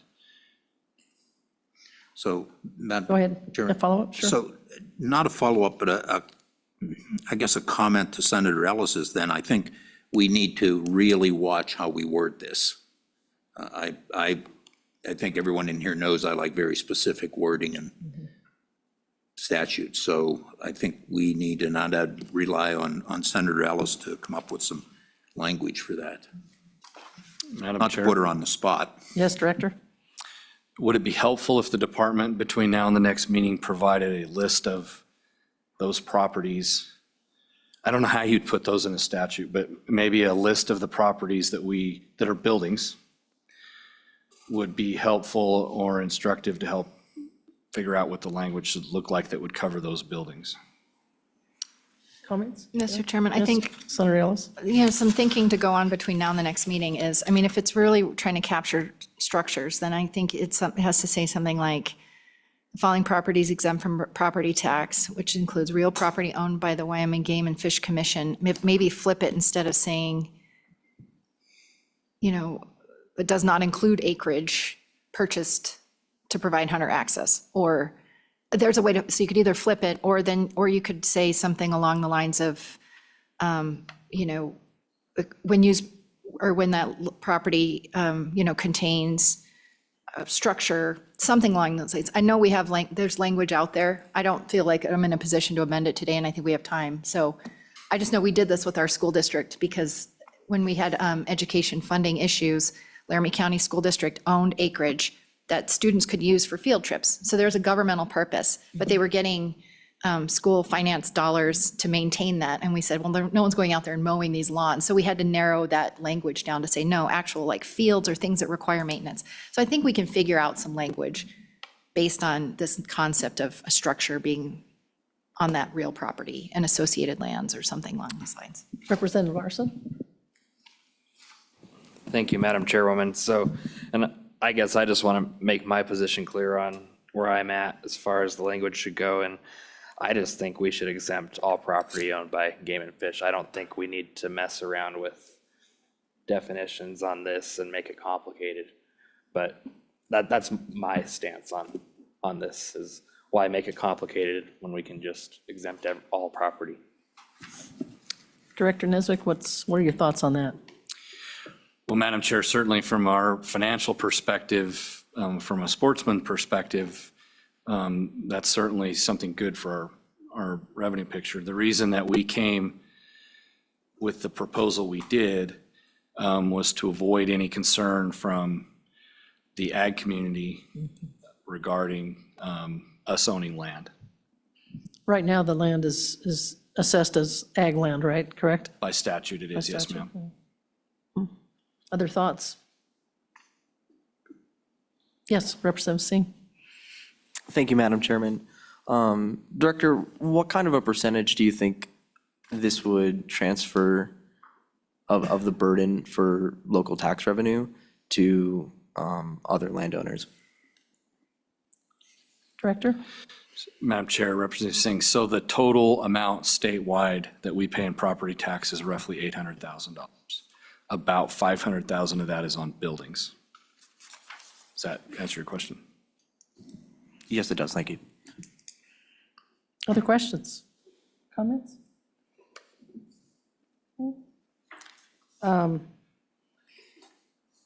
Okay, if not, I guess we'll open it up for public testimony. Come on up. Oh, yeah, absolutely. Welcome back. Welcome back. Madam Chair, members of the committee, Lee Livingston, Park County Chair, our Commissioner. I'm not speaking for all of my board. I'm one of 5. One question I guess I have maybe for the committee doesn't really have to be answered is, are we headed in the direction of taxing the building or exempting the buildings only, or the buildings and the property they're sitting on? And then just from Park County's perspective, we are, well, it might be a $550,000 bonus back to the Game and Fish. It's going to be a $75,000 hit to Park County. And, you know, while we really appreciate what Game and Fish does, those buildings and those places do still enjoy the services provided by the county. There are kids in some of those warden stations that are going to the schools in Park County. And so, again, it would be a $75,000 hit. That's some quick figuring. I went to Map Server and pulled up all the Game and Fish properties and was able to compile that list on everything that was considered residential or commercial. With that, I'd stand for any questions. Questions for Mr. Livingston? It's good data. Thank you so much. I see that we have Jeremiah online. Would you like to testify on this, Jeremiah, from the county commissioner's perspective? Sure. Yeah, thanks, Madam Chairwoman, members of the committee. I'm Jeremiah Riemann here on behalf of the Wyoming County Commissioners Association. Appreciate the opportunity to address you today. And I am going to urge some caution and ultimately ask that you not take action on this bill today. Instead, consider doing that at a later date. You've stumbled into a really sticky conversation. You've started around the definition of governmental purpose, and that's something that the Joint Revenue Committee has taken up a number of times over the course of my time here at the association. It is true that most of our governmental entities have this exemption for governmental purpose. But I want to be very clear, it's not the Game and Fish Department that gets to make that determination of what governmental purpose is. That's the duty that you've assigned to our county assessors. And they will go through that process and ultimately determine what property is a governmental purpose. You heard from the good commissioner from Park County about the potential revenue impacts for their jurisdiction. I'm currently working to get you data for all of the counties. That's part of my hesitancy and request that you take some time here so that we understand the county by county implications. But I did receive some additional information from another one of our counties that has some significant game and fish property in that, and that's, of course, Teton County. The potential revenue implications there are just short of $144,000 for this current tax year.